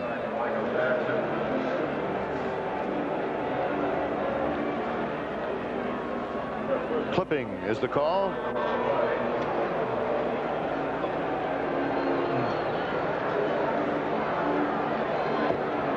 Well, this really puts Oakland in the hole right now. Down to the 7-yard line, 93 yards. Personal foul, Clipping, number 56 on the run back. First down. So number 56, Jeff Barnes, is guilty of the clip. You know, in reviewing the NFC Central possibility and the Washington Redskins game, we'll give you a report on what might have changed a little bit as Stabler goes back into the end zone to throw. And he does to Whittington. And Whittington gets out across the 15 to the 16-yard line. Dennis Boyd, 68, is there on the tackle. Washington is leading Dallas now, 27 to 21. So Washington has to win. If we have this correct now, Washington has to win in order to beat the Chicago Bears out, who rolled to a big win today. And if Washington loses, Chicago could get in on the number of points they scored. Stabler to the tight end, Dave Casper. Casper across the 20 to the 22, and Terry Beeson makes the tackle, number 58. Well, I'll tell you, you've got to have a calculator to figure out who is going to go to the playoffs, but that's what's made this day so exciting for everybody. And I think you're doing a fine job of handling it for us, Merle. I'm glad I'm not right thanks now. a lot. It's one of those things when it's all over, you sit down and say, now, wait a minute. 1st and 10. Stabler back over the middle, but incomplete. He was going to his tight end, Raymond Chester, and Terry Beeson had the coverage, number 58, the linebacker. 2nd down, 10, 4:08 to go in the game. Seattle ahead by 12 at 29-17. You know, now the pressure is on Kenny Stabler. This is where, as they say, a quarterback earns his salary. He's down by 12, 4:08 to go. Kenny Stabler has got to get his team downfield, and he's got to get it down there in a hurry. Time's a wasting. If he hesitates in any way, if they get bogged down, they will run out of time. They'll lose a game. The clock will run out on him. He can't afford that right now. Let's see what Kenny does. 2nd down, 10. Stabler wheels one to Branch, and Branch is down on the 34, and he's got the first down. It's right near the 35-yard line. He was covered by Dave Brown, number 22, and Joe Norman, number 52, a linebacker, is now in. A gain of 13 yards and a first down, and the Raiders have got to move it in a hurry, in a big hurry now, as we're inside the 4-minute mark. Excellent protection once again. To Casper, but incomplete. 58, Terry Beeson had him. Keith Butler, 53, was over there. So the clock is stopped with 3:41 remaining. It'll be 2nd and 10 coming up for the Raiders. The Raiders have got to have a miracle finish now, and then a San Diego win over Denver, or the Raiders are out of it. This will be it. They pack up the bags. Branch split to the left side. Slot right for the Raiders. Branch open on the 45. It is pulled down to the 47. He's got another first down. Dave Brown covering him.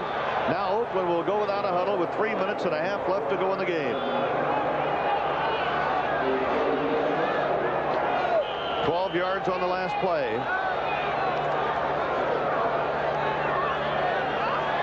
Stabler back over the middle. Branch again, right there in the middle at the 38-yard line, and Dave Brown and Autry Beeman were back there in the coverage, and Beeman made the tackle. Right now, Seattle again dropping off deep. Stabler coming back underneath to his receivers against him. Seattle realizing they not only have to get this score, but another one to boot. And there's a good chance Seattle can get the ball back in the meantime. Art Shell jumping, moving right there. Flags flying all over the place as Oakland will be set back 5 more yards for illegal procedure. Number 78. So the clock stops with 2 minutes and 53 seconds left as Art Shell got the penalty. So now the Raiders, who had come up there without a huddle, can now regroup. Ball start, number 78, offense, first down. 2:53 to play in this game. Seattle on the way to beating the Raiders, sweeping the Raiders 2 years in a row. Believe me, nobody feels worse about that penalty right there than Art Shell. Number 78, quite a man in the community with his ball club, great rapport with the other players. See what Art can do on this play to make up for that. Cook, Gregory, and Tuiasosopo are up front now as Stabler gets another one away, and this time he's got Derek Ramsey inside the 35 at about the 33. A gain of 10 yards and a second down and 5 coming up as the clock continues to run, with Seattle leading 29-17. 2.5 minutes now to go. Ball is knocked away, batted away by Bill Gregory, number 77. Bill Cook, number 67, was in there. Might have been Bill Cook who got his hands up to bat it away. I think it was. Bill Cook, a 5-year man from Massachusetts. Bill Cook coming in with 7 sacks this year, coming in passing situations. Stabler, good protection, but Cook, you'll see his right arm go up. Good timing as Stabler tries to throw the ball, but Cook's hand is there as he knocks it down. Another good play for Seattle, stopping the clock with 2:24 to go. Oakland, as we said before, needs to hurry up and get something in there if they expect to come back with another drive. The Seahawks and the Raiders are even in yardage now. 314, a swing to Van Egan. At the 30, Van Egan does not go to the sideline as the clock runs at 2:15 now. And Van Egan picks up the first down. The Raiders might get a playoff before the 2-minute mark. 1st and 10 Oakland. Stabler to Van Egan. Van Egan at the 20, Van Egan at the 19. A gain of 8, and Joe Norman, 52, the rookie linebacker from Indiana, makes the tackle. We're inside the 2-minute mark and a timeout with Seattle leading 29-17, and we'll be back with a finish. Stay with us. If life would just stand still and wait for you to focus, you'd never miss a picture. But life doesn't stand still. You need the SX70 sonar, the world's smartest camera. It'll focus itself for you, set the exposure, and hand you the picture. No other camera can do it all. Now you can get all the shots you might have missed. Polaroid's SX70 sonar, because life doesn't wait for you to focus. Mustang, Firebird, Datsun ZX, TR7, Celica, and Dodge 024 start out together. But all sport coupes are not engineered equal. More aerodynamic styling moves Dodge 024 out ahead. And 024's automatic transmission mileage ratings are higher than the others. Some don't have 024's precise rack and pinion steering or four-wheel independent suspension. And none have 024's front-wheel drive. We're building 024s day and night so you can take delivery of these great mileage cars right now at your Dodge dealer. This is what's happened in interconference play this year. The AFC has won at 36 out of 51 in the final game being played today with Houston and Philadelphia. Going back to that Chicago-Washington story, if Washington and Chicago finish with identical records of 10-6, the tie would be broken on the basis of the best net points of all games, since both teams would have identical 8-4 conference records.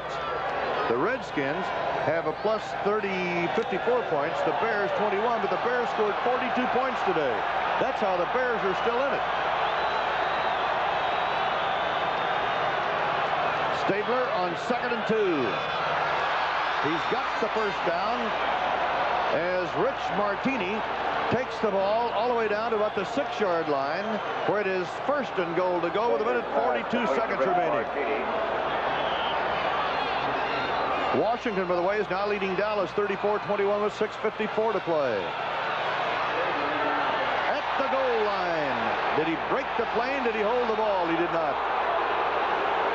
Or maybe he did in a timeout call if the play stands.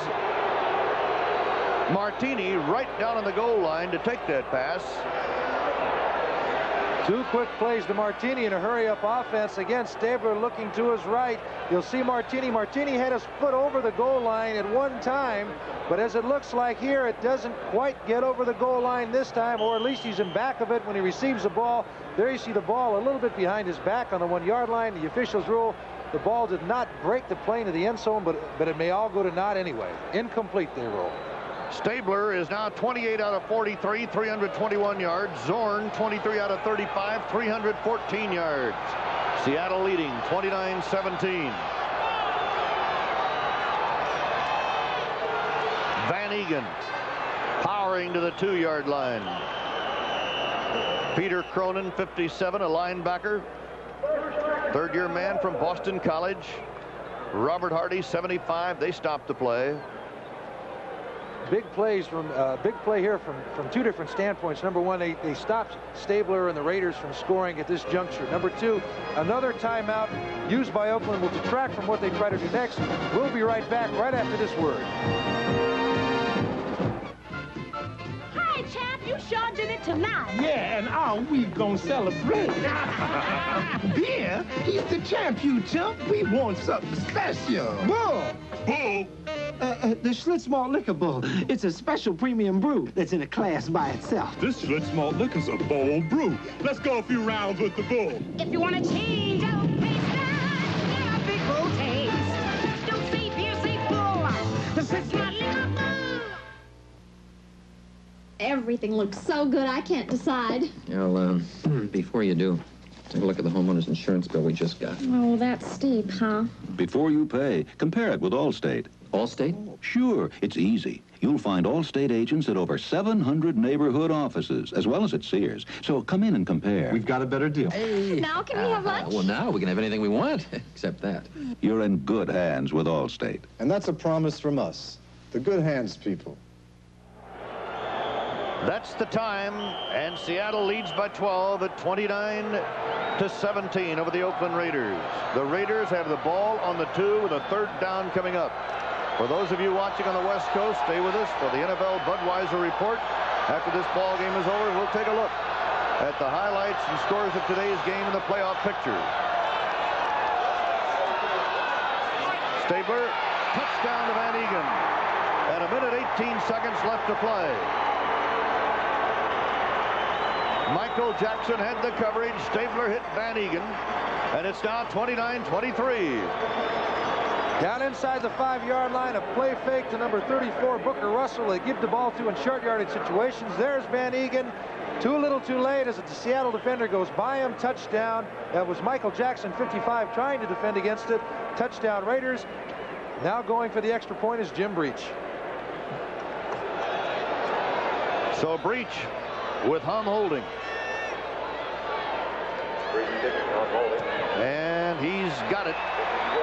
A minute 18 seconds left in the ball game. It is Seattle 29 and Oakland 24, and we don't have to tell you what Oakland will be doing on the kickoff. Ken Stabler has had an outstanding year, and he just threw for that touchdown pass. He had 25 going into the ball game. That was 25 going into the ball game. I think it's the 150th of his career, which puts him up there with people like Bob Greasy at 186, Jim Hart 176, Morton and Roger Staubach are tied with Stabler at 150 TD passes. He's in good company because the only people that are in the immediate area are Bradshaw with 146 and Kenny Anderson with 125.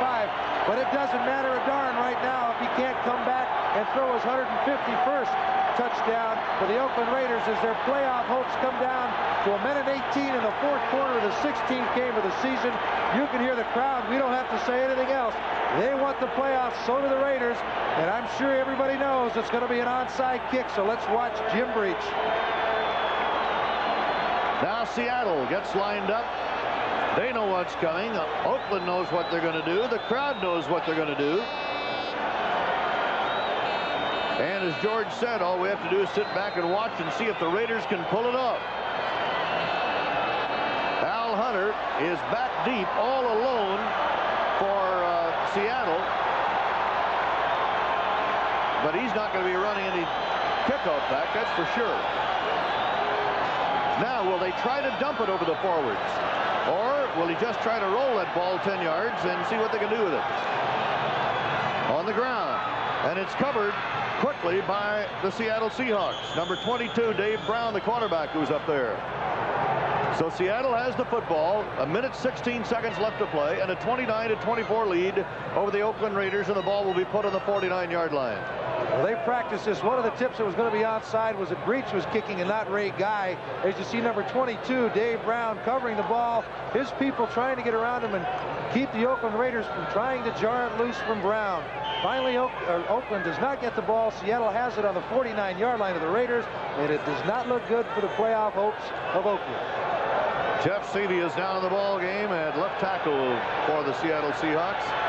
Sherman Smith, 47. Dan Dornick, 33, with the running backs. And Jim Zorn wants a timeout. Jim Zorn goes to the sideline. The Seahawks have to control the ball for 1:16 for their 4th straight win. And this man, Al Davis, who built this Raider ball club into somewhat of a dynasty, has usually been on the other side of the fence with the pressure on the opposition. But this year, the pressure has been on the Raiders. They've been faced with injuries, they've been faced with lots of things that they just have not been able to come back from.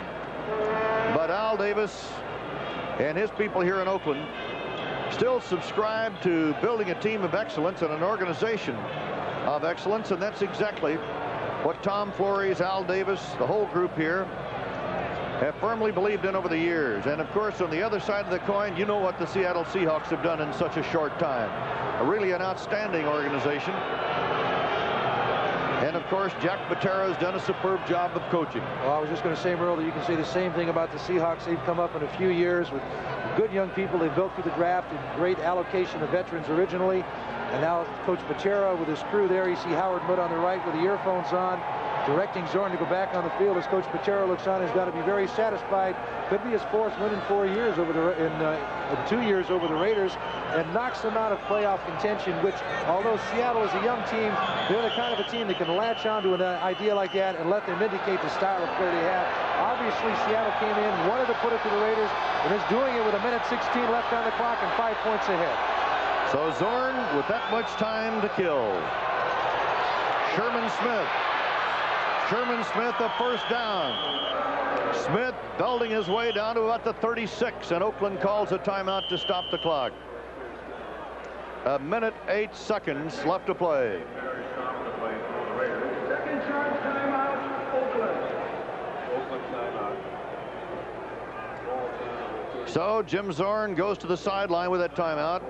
For you good fans watching today's ball game down in Atlanta, you'll be going to Disney's Wonderful World. And for those of you on the West Coast, stay tuned for the NFL Budweiser Report coming up. Tom Flores in his first year as head coach. 1 timeout left for Oakland as Jim Zorn will have a first down and 10 on the Oakland 36. It's been an exciting NFL season with so much up in the air on this 16th weekend of the campaign. And we still don't know who some of the playoff teams will be and where they will be playing. But I know you'll handle it perfectly in the NFL report immediately following this game, Earl. We'll get the calculators out and see what we can do with it. But it really has been a great year, and we've enjoyed being with you every Sunday afternoon around the country with some very exciting football. The AFC, as we pointed out a moment ago, has won the interconference battle between the two conferences, but there's a lot yet to go with the playoffs starting next week. 1:08. Sherman Smith brought down by Ted Hendricks after he got 3 or 4, and Oakland takes its last timeout with 1:02 remaining. Seattle leading by a score of 27-24. Score was tied at the half at 17-all. Seattle led at the end of the first quarter 10-7, although Oakland jumped into an early lead when Lester Hayes intercepted a pass from Jim Zorn, went 30 yards down the sideline for a touchdown with less than a minute gone. Now we're going to pause briefly for station identification. This is the NBC Television Network. This is KING TV, Seattle. Merle Harmon and George Coons with you. Seattle with this lead and 1 minute 2 seconds to hold on to the football. And Seattle will have wrapped up the season with a record of 9-7, and Oakland's record will be identical unless Oakland can pull out a miracle. And they've done it before, remember, Heidi? They sure have done it before. I remember 3 touchdowns in 21 seconds one year for Oakland. Now Zorn will just fall on the ball. Oakland has no timeouts. Oakland stacks in there. There's just not much they can do unless Zorn, for one reason or another, might drop the football. So the clock runs.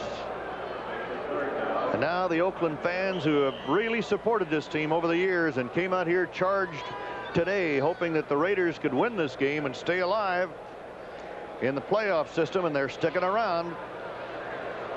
54,000 here today, another sellout for the Raiders.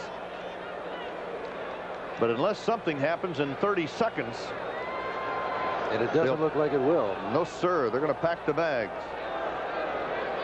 This will be the last play unless we have a penalty. And now Seattle will let the clock run, and that'll do it.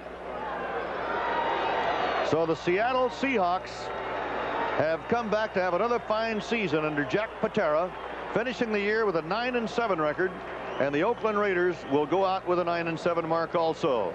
Jack Patera accepting the congratulations of his staff and his players. And there's the final score, as the Seattle Seahawks sweep the Raiders in 2 last year and 2 again this year, and a dejected Tom Flores takes his team to the dressing room. For you on the West Coast, stay tuned for the Budweiser NFL Report.